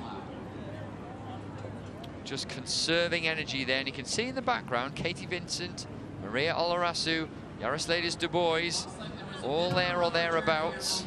If they could just form a group, work that a little bit more together, they might catch the lead 2. The lead 2 have about 30 meters on them currently, and we'll see from behind in a moment when we look at the angle whether or not they're going to head for the pontoon and the portage, or they're going to bypass it, give it a go in a later lap. whatever Maria Corbera does, I'll bet that Annika Lusk follows. Looks like the athletes have all elected to vote through a Paracanoe now.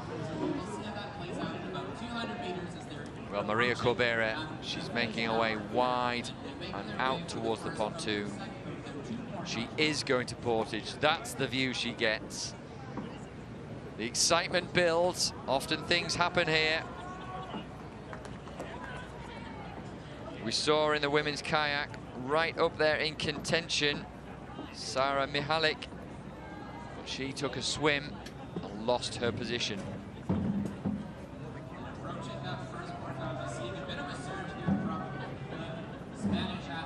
So we'll see here now, how much have these athletes practiced the portage? How many marathon races have they done in the past? Maria Corbera should be able to leap out, keep it moving and drag that boat. Well, we'll see better than that. We did see better than that at the World Games with the marathon. Not bad, although Annika Lusk, she's choosing to hold the middle of her boat rather than the front. These two have got a big gap on the rest of the field. Looks like Katie Vincent, she seems to have dropped the others. Now Katie Vincent now is on her own. Not quite sure what's happened there, but just in that Katie Vincent super efficient way, she seems to have pulled away from the rest of the field. Maria Olarasu, not the quickest to get out of her boat. Very steady there. I think that's given Katie Vincent the chance to secure a medal, providing she can get round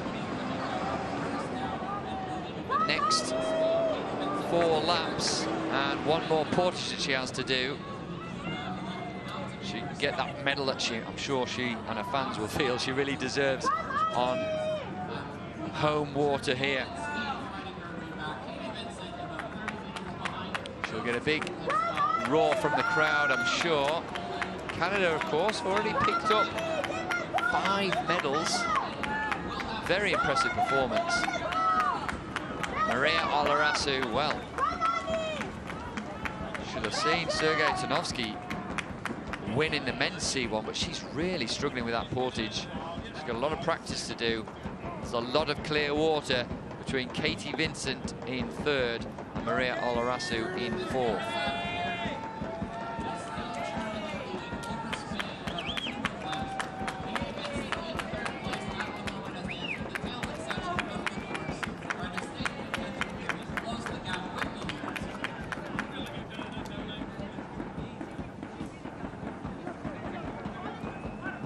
So 2 laps completed. We're now on the 3rd lap. See if they choose to take a portage or not when they come around the next bend.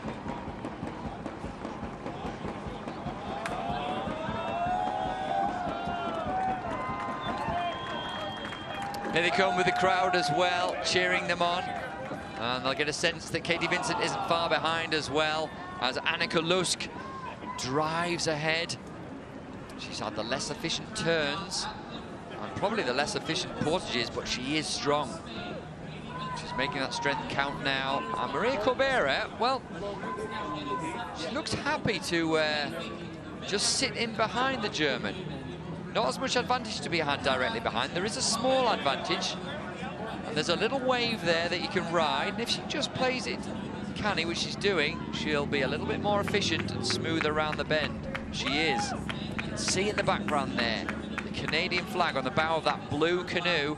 Katie Vincent, the left-hander, on the hunt for the medals. She hasn't picked one up at this World Championships. She is, of course, an Olympic medalist in the C2 category. She's got a new partner in the C2 here. They weren't far off the medals there in 6th place. And she took a 5th place in the C1 200, so she is in good form. And she would be delighted if she was be able to pick up a medal here. So would the canoeing community, because of course Katie Vincent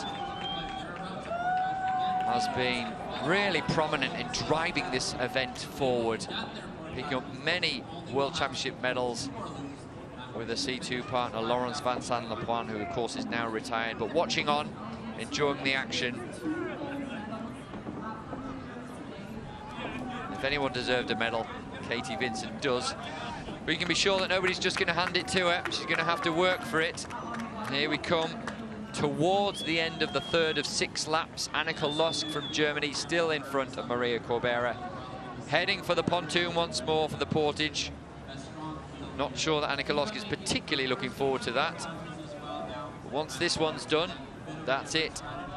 We'll just have 3 laps to go and no more portages. Katie Vincent, maybe she's just slightly closer to the lead too than she was in the last lap. So the job here in the portage is to come alongside at an angle to the pontoon, wait onto the right leg, jump onto the left leg on the pontoon, grab the front of the boat and drag it forwards. Well, Annika Lusk choosing to hold the bar in the middle. Spaniard grabs the front of the boat. Now, if Katie Vincent could just leap out here. Yeah, that's the way to do it, Katie. Good. She's super smooth. Super smooth. Just needs to get her hand a bit further forward so she can drag it with the bow up and the stern down. She's got a big crowd behind her, and she's just closing the gap. This is going to make for an exciting final 3 laps. Little bit of a wobble from Annika Lusk.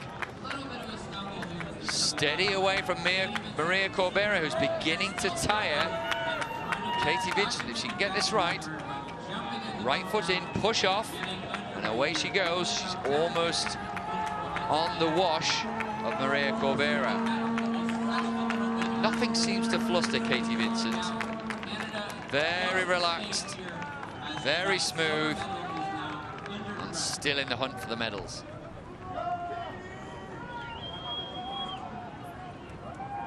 Right, there's Annika Lusk in picture. A long way back is Maria Corbera. But just behind her, we should see Katie Vincent appear on our screen. There she is. The crowd will sense that as well, as will Katie. There's an equal gap between first, second, and third. And Annika Lusk is looking tired. She's looking really tired. Goodness me, she's got another 3 laps of this to go. So, if Maria Corbera and Katie Vincent can push on a little bit and maybe even work together, well, they could get back on terms with the leader, and this would make for a really exciting final lap. So 3 to go. Germany, from Spain, from Canada.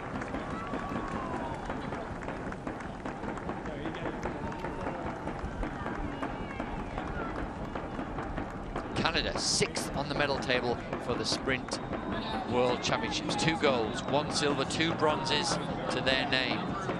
Doing fantastically well. Potential for more here. Katie Vincent, that proud Canadian flag, the maple leaf there on the bow of her boat. Surely she must sense an opportunity here. Maria Corbera just having a look round. She wants a bit of a help from Katie Vincent. Katie Vincent seems happy to sit there on the wash. Oh, these boats are going painfully slowly round here. If only these 2 in picture could work together, they would get back on terms with the leader.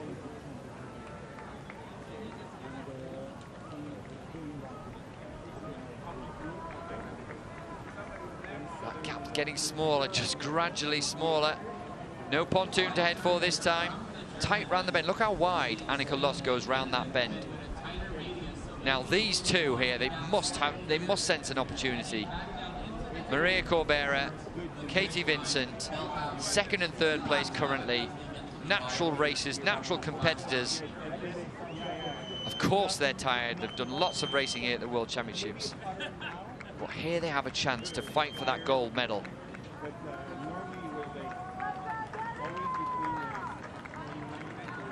Katie Vincent looks to have taken on the challenge, hunting down Annika Lusk. These 2, will they go either side of Annika Lusk? Maria Corbera just happy to sit on the wash there of Katie Vincent. Now, a group beginning to form. Come on, Katie. She's just got to get over that wave of Annika Lusk. Maria Corbera beginning to lose touch. Katie Vincent getting those long levers working. Stroke rate goes up. She's about to get on the wash of Annika Lusk. She's She's in the right position. She's on the right-hand side of Annika Losk. Katie Vincent is left-handed. I will just give her the angle to sit on that wash.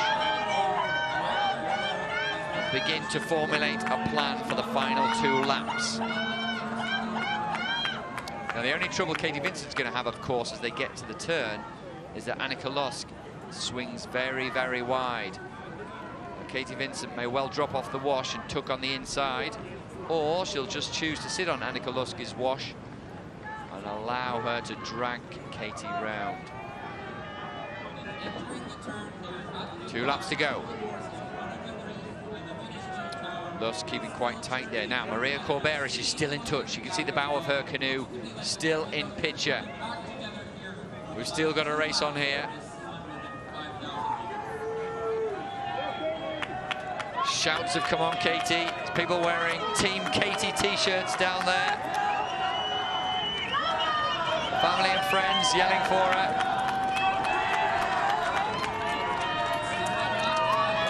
Neighbours here, in fact. It was the neighbours that got her into the sport. She followed Big Brother into it. She's had huge success over the last few years. And the crowd and Katie can sense a little bit more. A lap and a half to go. Well, just over that. 2 left-handers battling it out for gold in the penultimate race of this, the 47th World Championships here on Lake Banook. In the Mi'kmaq dialect, Banook means first lake. The Mi'kmaq were the first to navigate the waters of Lake Banook. Great respect goes to them. It's been a wonderful event here in Dartmouth. Over the past 5 days, we've seen some incredibly exciting racing. Seen some wonderful hospitality from the Canadians. And we've still got another lap and a half to go of this 5,000 meters in the women's C1. And then we'll finish with the men's kayak. So Annika Losk, once again, the left-hander, negotiates the penultimate lap of this 5,000 meter race.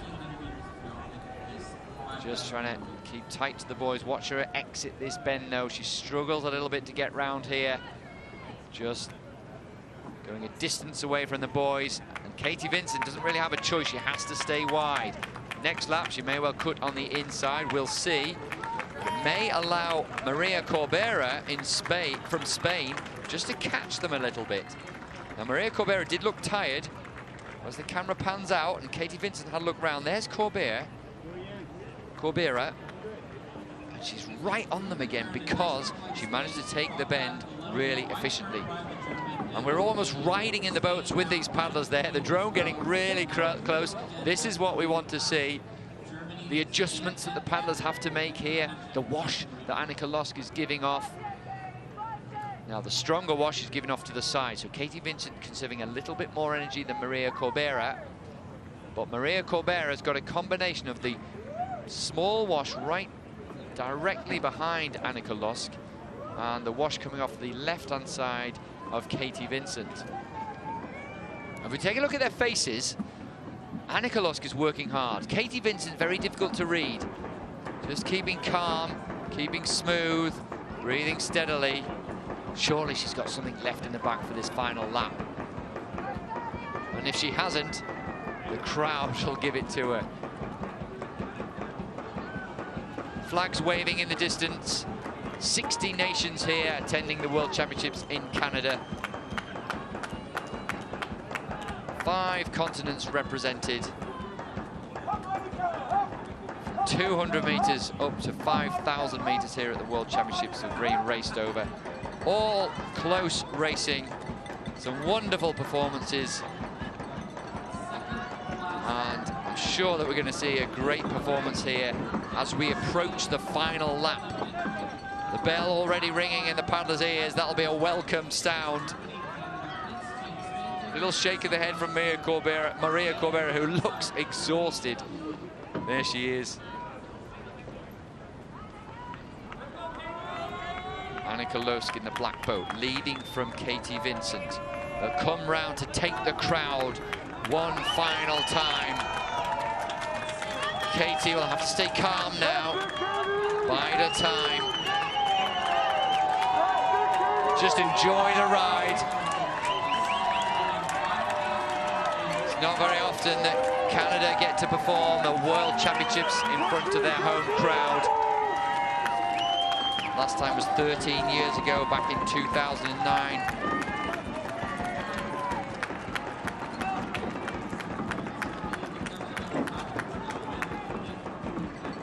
Katie Vincent, well, Canada have had 2 gold medals so far.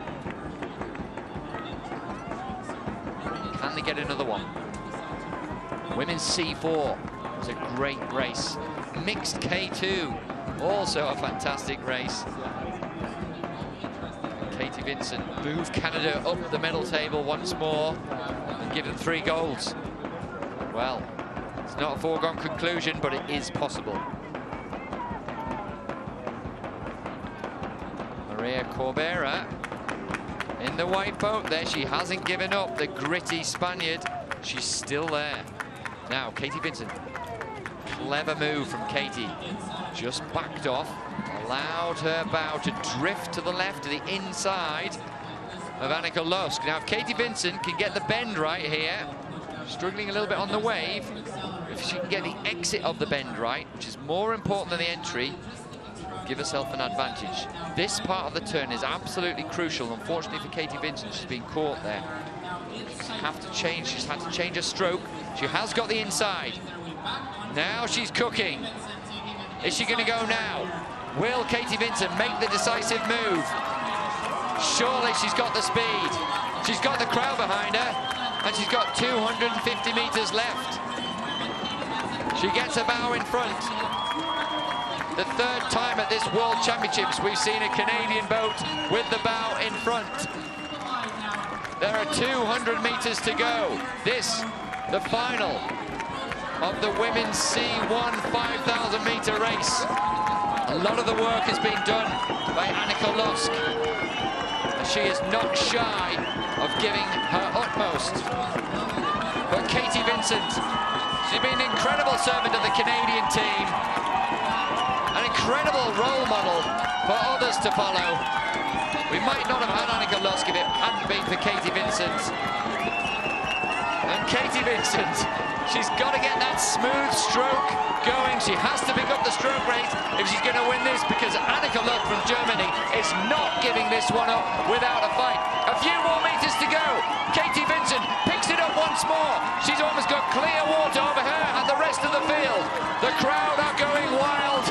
Annika Lusk gives it up. She's not going to overcome the Canadian. A wonderful result. Gold goes to Canada. Gold to Katie Vincent. What a victory for an incredibly popular paddler. A deserved gold medal. Possibly the most deserved for any athlete here at the World Championships. She's waited all week for this. She was outside the medals in the C2 event. She worked her way back from outside the medals in this one, but due to her guile, due to her tactics, her technique and her tenacity, she got there. Katie Vincent is the world champion. Well, congratulations to her, congratulations to Annika Lusk. She worked incredibly hard to take that silver medal. And then Maria Corbera gave everything and hung in there tenaciously to pick up the silver medal. No doubt about the gold though. Katie Vincent takes the gold. Annika Lusk the silver. Maria Corbera takes the bronze. Exhaustion and satisfaction on the face of Maria Corbera to take the bronze medal. Well done to her. Spain, who are top of the medal table, are having a fantastic World Championship. But Katie Vincent, soak it up, Katie. You're on home waters, in front of a home crowd, in front of friends and family, and you are the world champion. She makes her way over to the pontoon where Ross is patiently waiting for her, as are her fans. And if we can hear over the crowd, I'm sure she'll be happy to give an interview.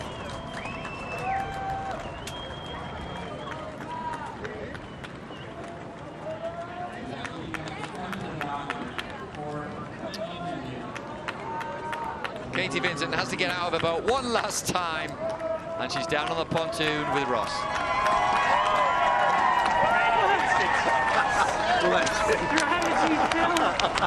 Katie Vincent, wow, what a way to finish these World Championships. World champion, a hell of a race. Talk us through it. Yeah, I mean, I just tried to be strategic and, making sure it's a long race, and we just paced it out, and I heard that bell lap, and I knew it was time to strike, and just had a little bit left in me to pull through the line. What has this week been like for you? I mean, so much pressure, you're the face of the event in so many ways. Half of Dartmouth have come down today to watch you, and you've delivered. What's it? Tell me what. It's hard to describe right now. Like, just so grateful that everyone wanted to come out and support our sport, and the sport is so crucial to the community here, and to see so many people enjoying the beauty of Dartmouth and to see all the paddlers come to our little lake that we train on. It's really special. It's hard to describe right now. Congratulations, Katie. You've done Canada proud. Well done. Thank you very much.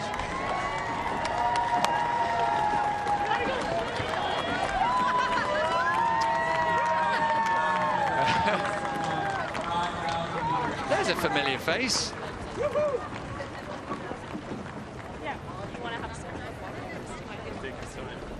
So, two well-known faces of canoeing, well-known faces of this World Championship. The multi-gold medal winning, the 5 times Olympic champion Lisa Carrington, congratulating Katie Vincent, and as Ross said, she's been the face of this World Championships, and what a wonderful way to end it. She had to wait for 5 days and the penultimate race to get her medal, but she got it, and it was gold. Annika Lusk for Germany in 3rd, and Maria Corbera for Spain, for Annika Lusk, Maria Corbera for Spain in 3rd. So let's just remind ourselves of the action there. Well, it was a tight start. Viraj Bala having all sorts of trouble right from the start. Then she took a swim a little later on, the Hungarian. Yaroslavdis Du Bois, the Cuban. She had a good start, but she ended up knocking Viraj Bala, there she is, into the water. A little bit disappointed, but she was fine. Then we had the battle between Annika Lusk and Maria Corbera most of the way round here. Olarasu, the Moldovan, was in there. We had the portages. Decent job from this too, but the best portage came from Canada's Katie Vincent.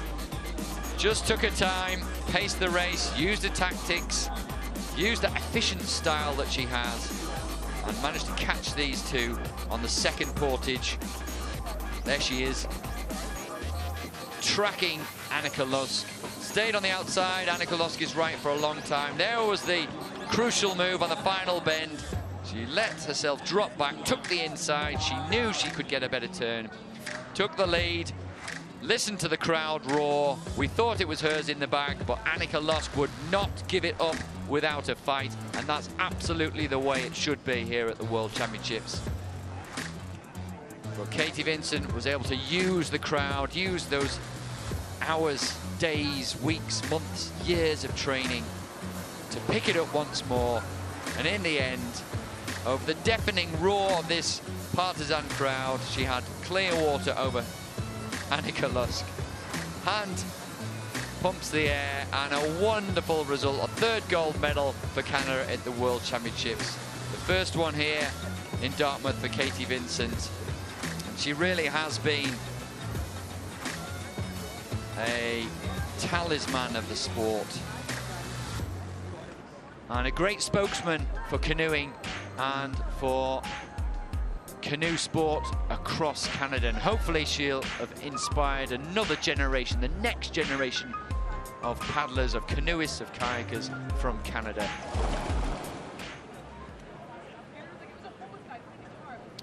Well, we may well get an award ceremony coming up.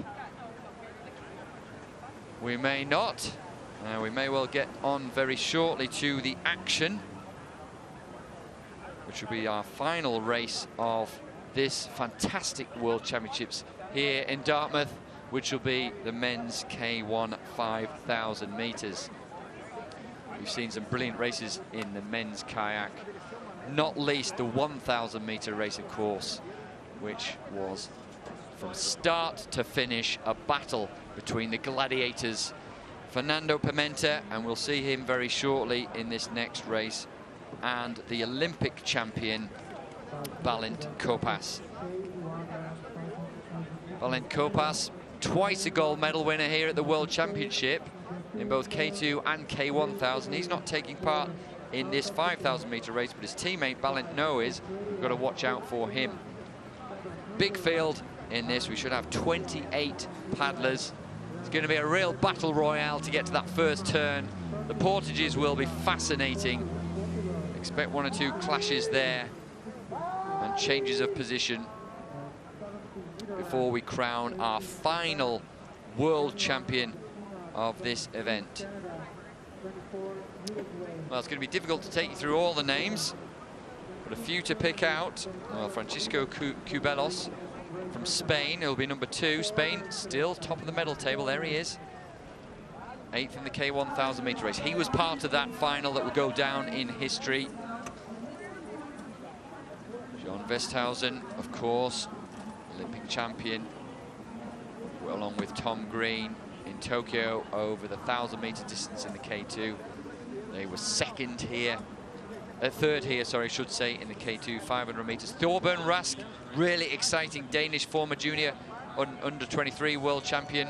We'll see him in action. Simon McTavish, more Canadian support for him. Thomas Grossman from Germany will be a tough contender. And of course, watch out for the Portuguese Fernando Pimenta. Silver medals at this World Championships for him. Silver in the K1000 meter in that race that we talked about. There's Daniel Johnson from Chelmsford. Really got himself in contention, almost made the A final in that 1,000-meter race, took third place in the B final. Fernando Pimenta, also silver medalist in the mixed K2 with Teresa Portela. So Fernando Pimenta is in great form. Disappointed with himself more than anything at those silver medals because he has such high standards for himself. There he is, Pimenta, unusually choosing to have his cap with a peak at the front. A bit of a change for Pimenta. Coached by Elio Lucas. He's been a real spokesman of this sport for the last decade or so. Done everything, Olympic medals. He's been world champion several times. Right at the top of his game, Fernando Pimenta. And mark my words, there'll be a few paddlers wanting to sit on his wash. Arthur Peters there, we just saw the Belgian in picture. Made that final, no mean feat, simply making the final in the K1000 meter race. Wonderful to see John Westhausen from Australia also in there, sporting a rather fabulous moustache. Augustin Vernis will be number 21, the young Argentinian who keeps making A finals in the K1000 meters. He really is a name to watch, following in the footsteps of the great Javier Correa. Just missed out on an Olympic medal back in 2000 Sydney Olympics.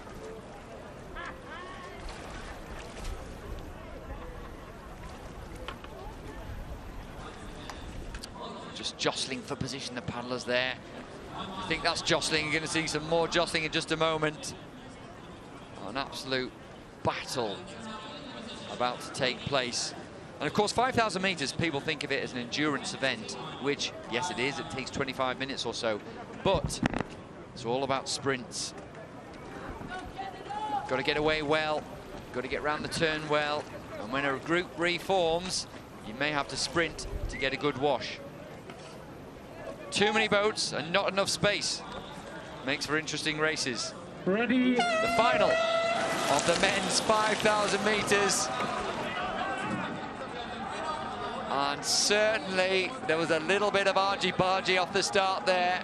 The boat's swinging wide. Fernando Pimenta just slightly to the left, the middle of the picture in the black boat and the red cap. Well, he's got away well, really, really well at the moment. And what we'll see quite often are 2 or 3 groups forming before they reform at the turn. Looks like Tom Green in the green and gold of Australia, having a look to his right to see where Fernando Pimenta is. Number 26, that looks to be like the German. It is indeed Thomas Grossmann. Don't discount the 25-year-old. Thomas Grossmann looking for a group to form around him. Indeed it does. There's Fernando Pimenta just going into cruise mode. Wants to conserve his energy in this one. He's certainly fit enough. He won everything he contended in the Poznan World Cup, which was incredible really because of the rough weather, the difficult conditions. It was a truncated event, and in a short space of time he won gold medals in the 5,000, 500, the 1,000, the K2 mixed. He really was dominant then, and yet he still felt he had more to give at this World Championships. Fernando Pimenta has done incredibly well this World Championships. Disappointed not to beat the Olympic champion Balint Kopas in the men's K1000, but that was a race royale. It was a race that will go down in history as one of the best World Championships ever. Alongside those are the likes of Max Hoff and Tim Brabants, Erik Veris Larsson, and further back in history with the great Knut Holman, Clint Robinson. Now Fernando Pimenta finds himself once more in the lead. Daniel Johnson there does exceptionally well to get on a good wash. And don't discount the man from Chelmsford. He's in good shape, good form, he's growing in confidence. And he's done a few of these distance events before. So, 5.5 laps to go, 2 portages still to go. And a lot of battling to go behind these first 3 or 4 paddlers.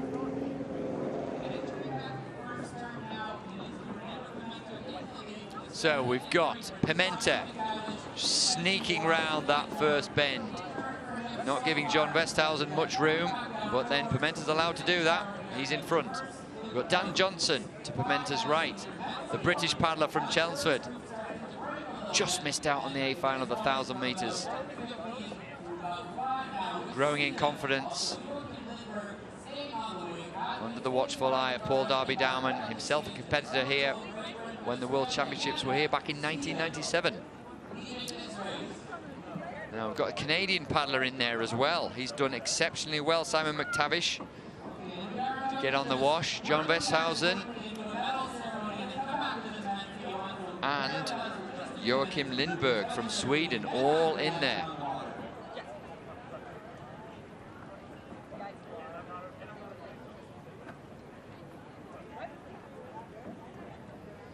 So, 1 long lap to go first. Pimenta seems happy to let John Westhausen take the lead. Francesco Cubelos is in there as well. But Simon McTavish from Canada, well, he must know that his teammate, his clubmate, Katie Vincent from the Mississauga Canoe Club, has just won the previous event.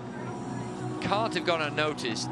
And must have given him confidence, the 26-year-old who went to the Olympic Games in Tokyo in the K1000 and the K4 500 meters. Just outside the final in that. They've got such a great K4, such a great team ethic, the Canadians, with Anders Gustafsson, of course, overseeing their development. We've got a high performance centre in Montreal and one here. And they've won a number of medals at this World Championships. A real up-and-coming young team. And Simon McTavish has got the easiest wash you can imagine there, known as the V-wash. Directly behind the leader. He's in a good place.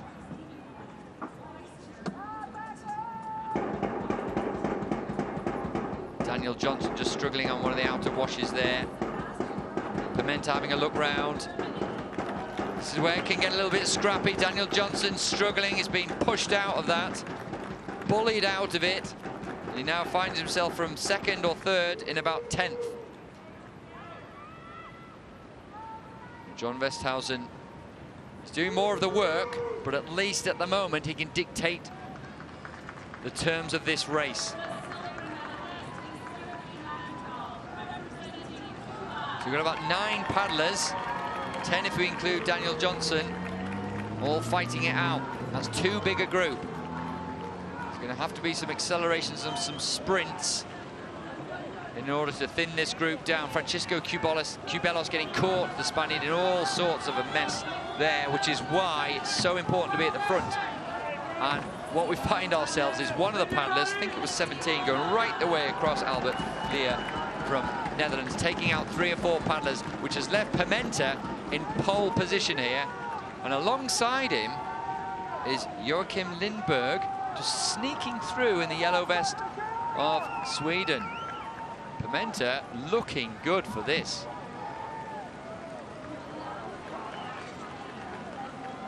Pimenta knows how to race these 5K races. As I said, he won in Poznan. Thorben Rask beat him earlier in the season. But he knows he's in good shape. Already 2 silver medals, but he wants a gold. Really, really driven. Popular man on the circuit, Fernando Pimenta. Very happy to speak to the media and set a good example to the rest of the field. But he's a fierce competitor, and he's showing that now. He's just trying to stretch out the field, just ask a few questions of them on this second lap. I wonder whether he'll come in to the pontoon for the portage. He's gone quite wide there. He may well be heading towards the portage. You can just see the crowd there in the middle of your picture. That's where he's headed. He's got the Swede to his right. And nobody else.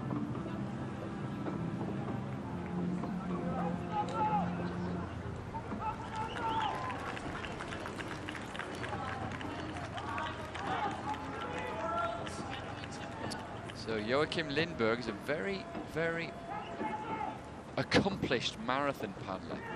So he no doubt will have done quite a bit of portaging before. So the young Swede will give himself a good chance.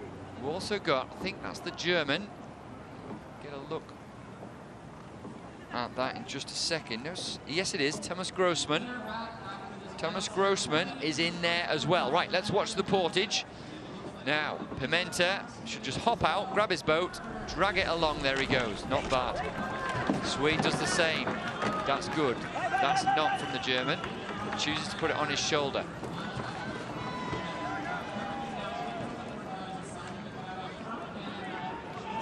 Back in they go on the right-hand side of the pontoon.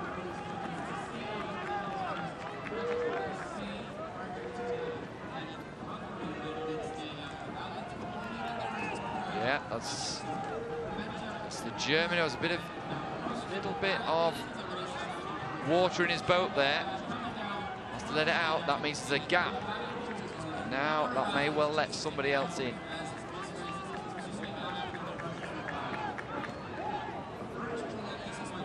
Right, let's see. Oh, Pimenta just cruising there. Now Pimenta's got a problem. Pimenta has got a problem. It's game over. Oh, he will be bitterly disappointed with that. There's a problem with his footrest. You can see his knees more bent than they would normally be, which means the footrest, which is all important for these paddlers, has come away, has become damaged. But I don't think we'll see him in the rest of the race. And some of the paddlers looking around thinking, goodness me, I did not expect that. What do I do now? Well, you can be sure that 1 or 2 paddlers will take advantage of it. And Pimenta, he will be really frustrated at that. He can't paddle, his knees are not in the right place in that boat.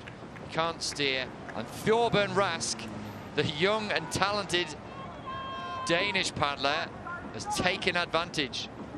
The Swede is still in there. Joachim Lindberg is there. Looks like Nicola Ripomonti, the Italian, is in there as well. And also Milan Dorna from Slovakia. So this is not what we expected. Not what we expected at all, but exciting nonetheless. Thomas Grossman, 25 years old. Desperate to get himself in the German K4, one of the German Olympic boats, Thomas Grossman. But it's so competitive in Germany. Won't do him any harm if he picks up a medal in this endurance race.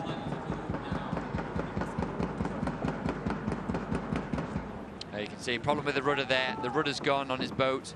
Yeah. So Fernando Pimenta's had to take the rudder out. Perhaps the rudder got knocked. That's the only problem with dragging your boat sometimes. The rudder gets knocked out of place. And it's the same, unfortunately. Look at that. John Westhausen's out as well. Just get a look. Look at his rudder. Yeah. So what's happened is Pimenta's rudder's come loose. And what happens is you have a tiller bar in between your legs in order to steer. That's obviously been stuck in the wrong place. Pimenta just struggling with that. His knees are all wrong there. It's not working at all. And that's game over for him. But we do have a race on. We've got an exciting race on now.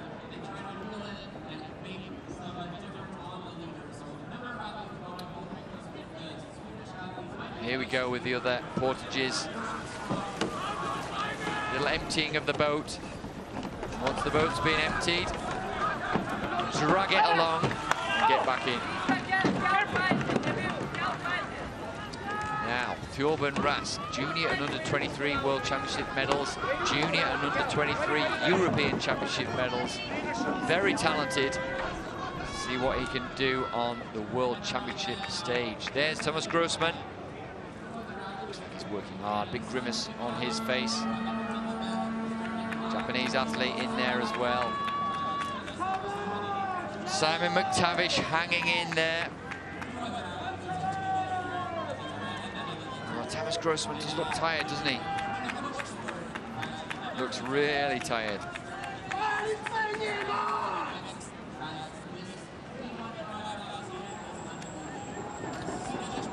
But keeping going nonetheless.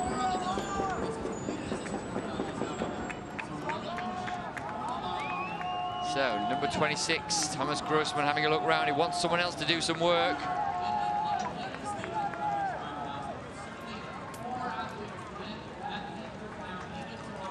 But they're not willing to do so. Now, this is what happens in distance racing. Things change, especially when you have a portage. I'm sure Fernando Pimenta would want to get rid of the portages now. But it does bring some excitement, some changes. Simon McTavish just in that V-wash at the back there.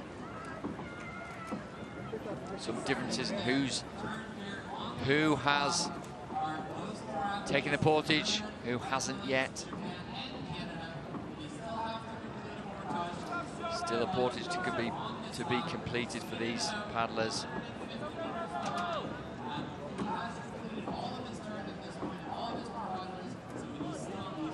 So here we go as the drone follows a group of 4. This is the way washes form. They have a leader, one on either side of the side wash, and then one right in the back. Simon McTavish, teammate, compatriot of Katie Vincent, who's the winner in the women's C1 category, finds himself in a great position here on the end of the fourth of 6 laps.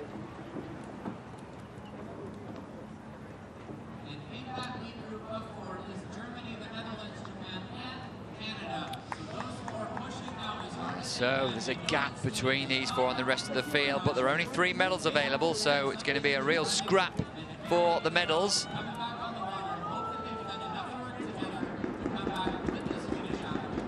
Taishi Tanada from Japan going well. Now there's number 27.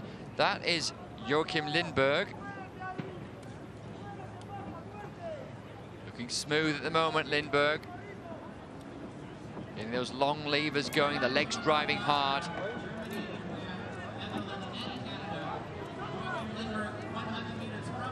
And trying to keep up with the leaders. He's got a lot of work to do and he's on his own. Right, here we go.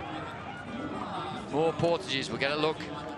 Hear them coming back onto the pontoon in just a second. Here we go. There's the German. There's Grossman emptying his boat out again. He's not the quickest portager in the world, is Grossman. Simon McTavish getting in ahead of him. That's good from Simon McTavish, just behind the German. Dutch paddler just behind that. So Thomas Grossman, Simon McTavish. Great chance. Grossman, who looks like it's hard work for him, is still there. He's hanging on in, and no more portages to go for him. Simon McTavish has a great opportunity here ahead of him. Is he going to take the lead? And struggling to be in the right place for these boys. He is in the right place, just want to miss them. Be disqualified for that. He takes the initiative away from the German, Simon McTavish.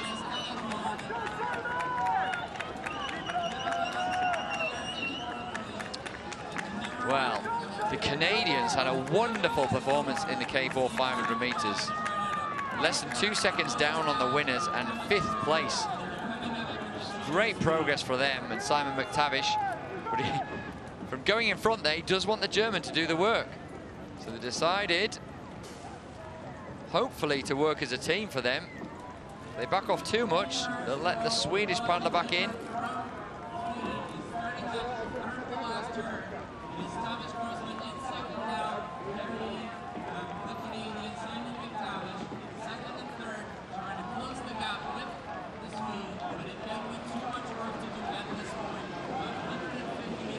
So, Swedish paddler looks back. Now, was that a look to check where they are, or was that a look of worry and concern?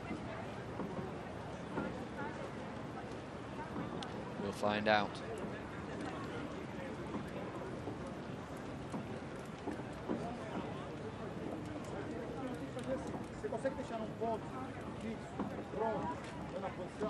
So the camera pans out. Look ahead from the Swedish paddler. There's Daniel Johnson.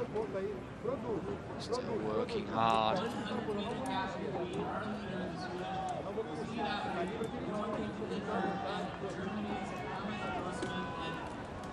There's Francisco Cubelos. Made a good start, but then got caught in all sorts of clattering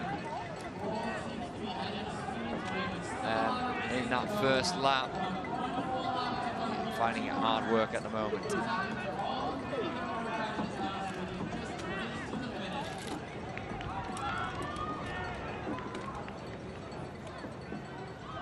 So about 7 or 8 minutes to go. We're taking the bell for the final lap. So we'll just see, check the positions again. Lindbergh has a look round. He is in that first place. Tight to the boys. Another look round from him. He's not careful, he needs to just concentrate on what he's doing, not to worry too much about the others. Simon McTavish from Canada will be a huge roar when he comes past. Thomas Grossman will need to hang in there in what has been an incredibly unexpected 5,000 meter race here at the World Championships.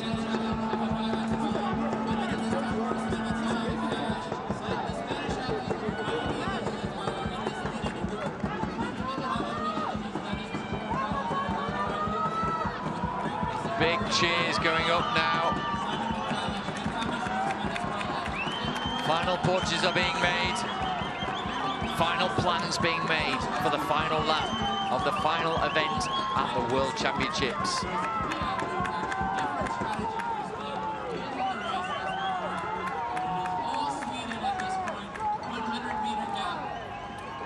Here we go, you can see the paddlers behind the Swede. There's a big gap. The gold is his for the taking. He just needs to concentrate on the job in hand as he rounds the bend for the final time.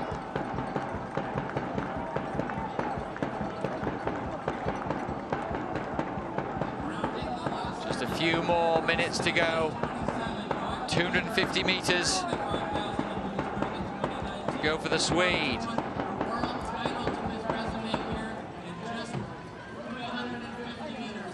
There's Simon McTavish. He needs the crowd behind him as the drone follows the final straight here for Joachim Lindberg. Boat moving beautifully, smoothly for the endurance athlete. Really going well now for the 29-year-old. Great result for him. Fantastic result for Sweden as well, this will be. They had one medal. They were already on the medal table. They're now about to collect another. And it will be another gold. As for the silver and bronze, that's still to be decided. There is a battle brewing just behind us. As Joachim Lindberg approaches the line, we approach the battle for the silver medal. Simon McTavish from Canada, surely he's going to have a go at this. But he's not.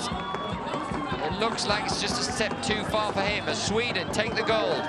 The final gold medal goes to Joachim Lindberg at this World Championships here in Dartmouth. Silver looks like it's going to go to Germany.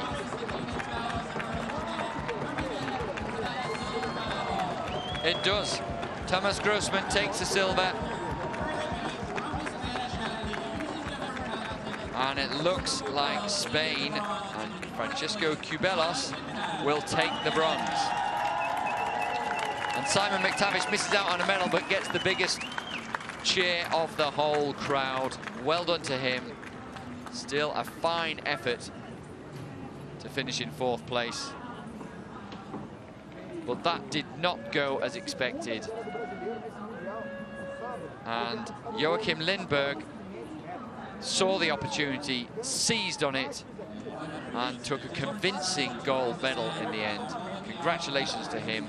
Well done to Sweden. That's 2 gold medals to their tally. Germany, Thomas Grossman take the silver. Francesco Cubelos, in a very difficult race for him, comes away with the bronze. There's confirmation of Thomas Grossman. Silver medal, we should see that with the bronze for Cubelos in just a second. Grossman will loop round as the other paddlers make their way across the finish line. We'll see him on the pontoon shortly, I'm sure, with Ross.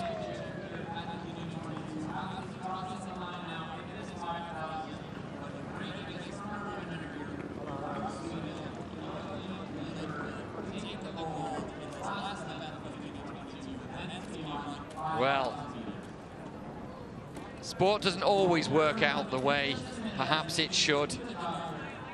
We had a beautiful ending in the women's C1 with Katie Vincent from Canada taking the gold. Didn't quite happen for Simon McTavish this time round, just missing out on the medals. Joachim Lindberg there, slightly unexpected gold medal winner, but that's the beauty of sport. Being congratulated by Thorbjørn Rask, who was in there for a bit, the Dane. We're going to be seeing more of him over the next few years, no doubt about that. But this time round, on this occasion, it was the Swede, Joachim Lindberg, who took the gold. And hopefully very shortly we'll see him circle his way round. Big round of applause goes to Simon McTavish from the Canadian crowd. Joachim Lindberg, smile on his face. He looks tired. It's been a long World Championships.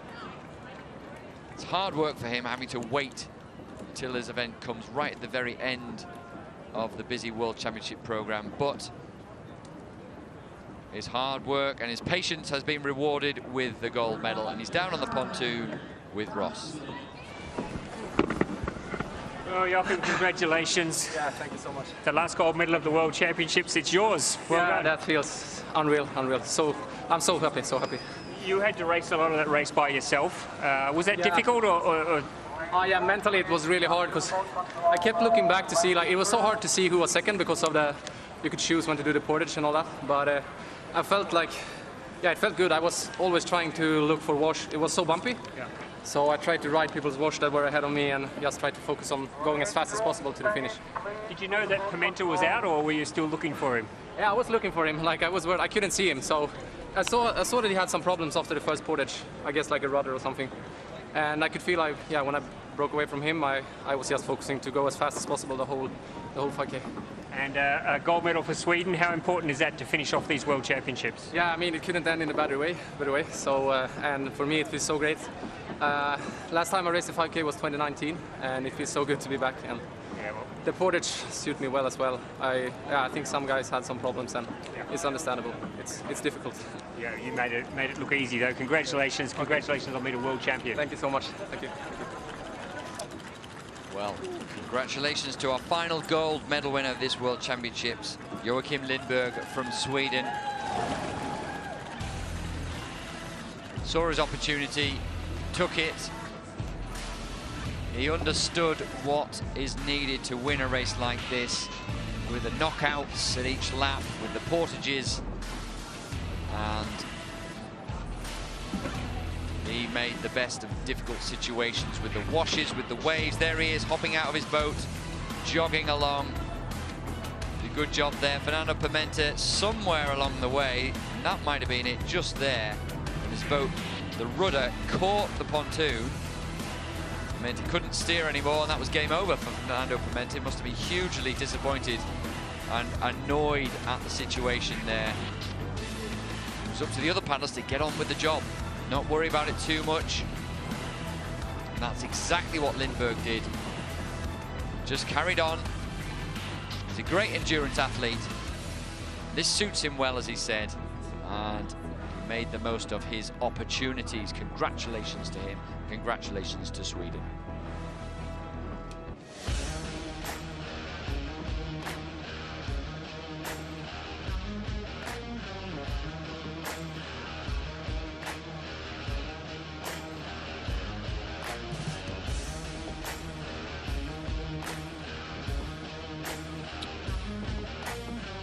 There it is then, the final gold medal won at this 47th World Championships in Dartmouth, Nova Scotia. Goes, slightly surprisingly, to Sweden and Joachim Lindberg. Thomas Grossman from Germany takes the silver. Francesco Cubelos from Spain, the bronze.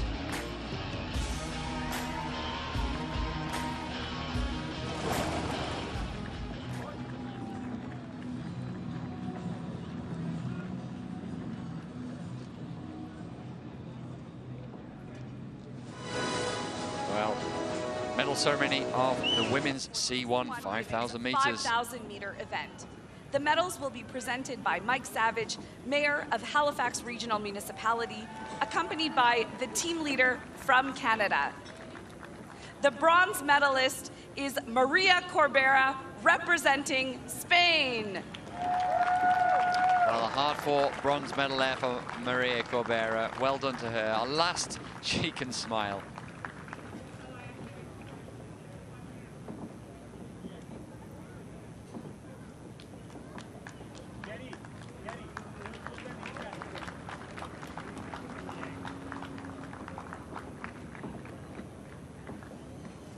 The silver medalist is Annika Loske, representing Germany. Annika Losk, she fought hard, didn't she? She led the way for much of the race. When Katie Vincent took the lead, she didn't give it up easily. She gave everything that she had, and she can be rightly proud with the silver medal. You just listen to this roar for Katie Vincent.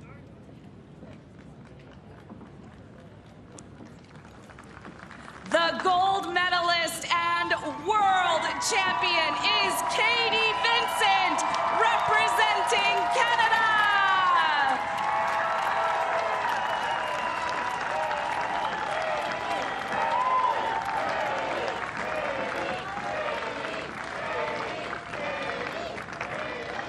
So as Mike Savage, Mayor of Halifax Regional Municipality, smiles on. Team Katie cheer loudly for Katie Vincent. a real deserving world champion here in the 5,000 meters women's C1 event. What a way to finish what has been a wonderful World Championships.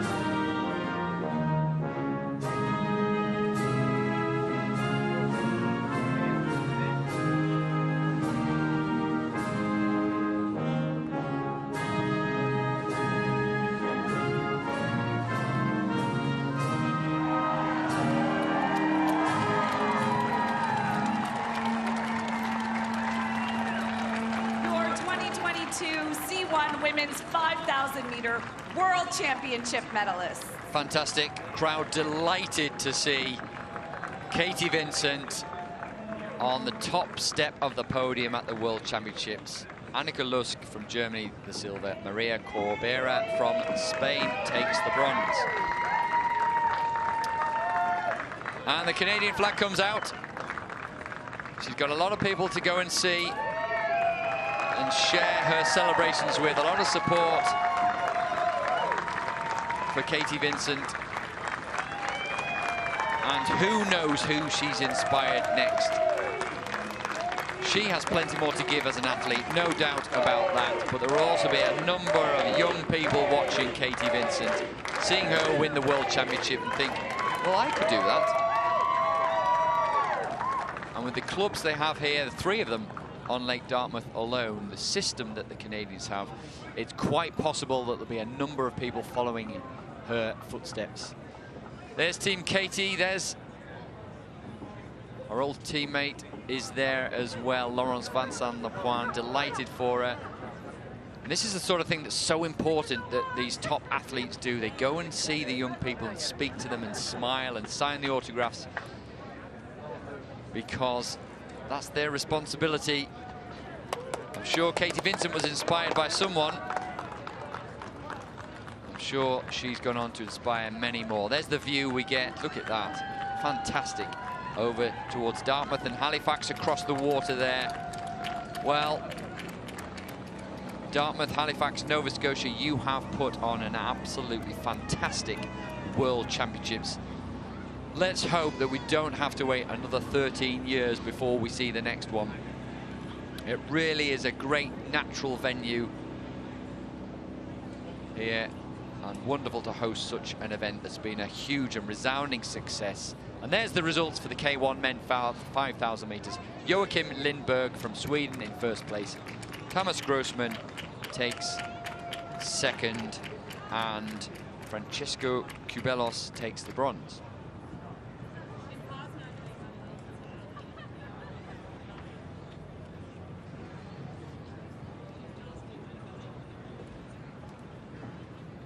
You can see, look at that. John Westhausen, Fernando Pimenta, Augustin Muniz, all top paddlers and finalists at this World Championships in various events, didn't manage to finish.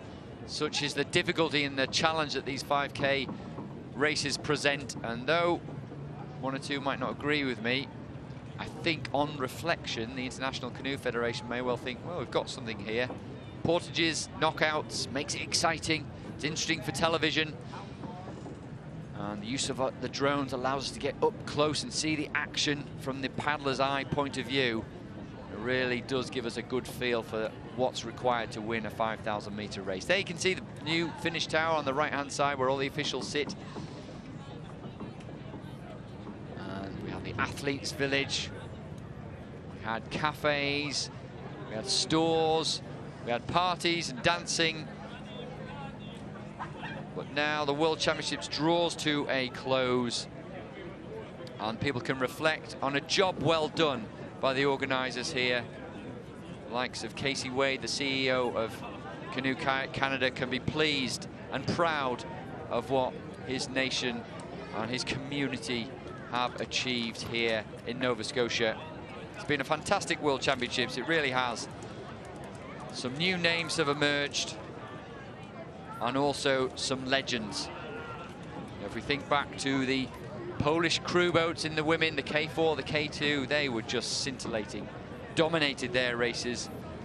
We had great gladiatorial battles like men's C2,000 meters, the Chinese and the Germans. Like Balint Kopas against Fernando Pimenta in the men's K1 1,000 meters. The joy at seeing Ezequias dos Santos race excitingly with a surge to the line. And the legends of the sport like Lisa Carrington going on to win more, in fact there she is in picture, win more medals, more World Championship goals, 13 to her name now, the multi-medal winner. And the likes of Katie Vincent towards the end there, inspiring the new generation of paddlers. There's Lisa Carrington just wandering off amongst the crowd to see her friends and compatriots. But wasn't it great to see Katie Vincent win that medal? There's been a lot of talk about her. We've shown clips of her on the television coverage. We've spoken to fans and friends of Katie Vincent, all there to support her, to support Canada, and it was a delight to see her achieve a gold medal. She's inspired so many others, teammates and young ones coming through. It's great to see her win that gold. And we'll see the medal table very shortly, as we see the fantastic panoramic shot of Lake Banook, host of what has been a really fantastic and memorable World Championships here in Nova Scotia. We do hope that we'll do it again. We've got World Championships next year in Duisburg, a little bit sooner of course. I hope that you'll be able to watch the Super Cup event taking place in Oklahoma just towards the end of August. You can join us on Planet Canoe for that. And we'll see you next season for World Cups and, of course, the World Championships event in Duisburg, Germany, which will be the Olympic qualification event.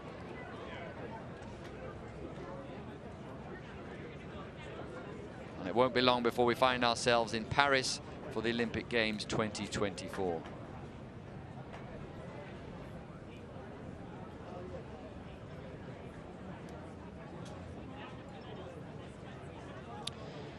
Well, it's been fantastic to have you alongside me for the journey that we've taken through the World Championships here on Lake Banook in Dartmouth, Canada.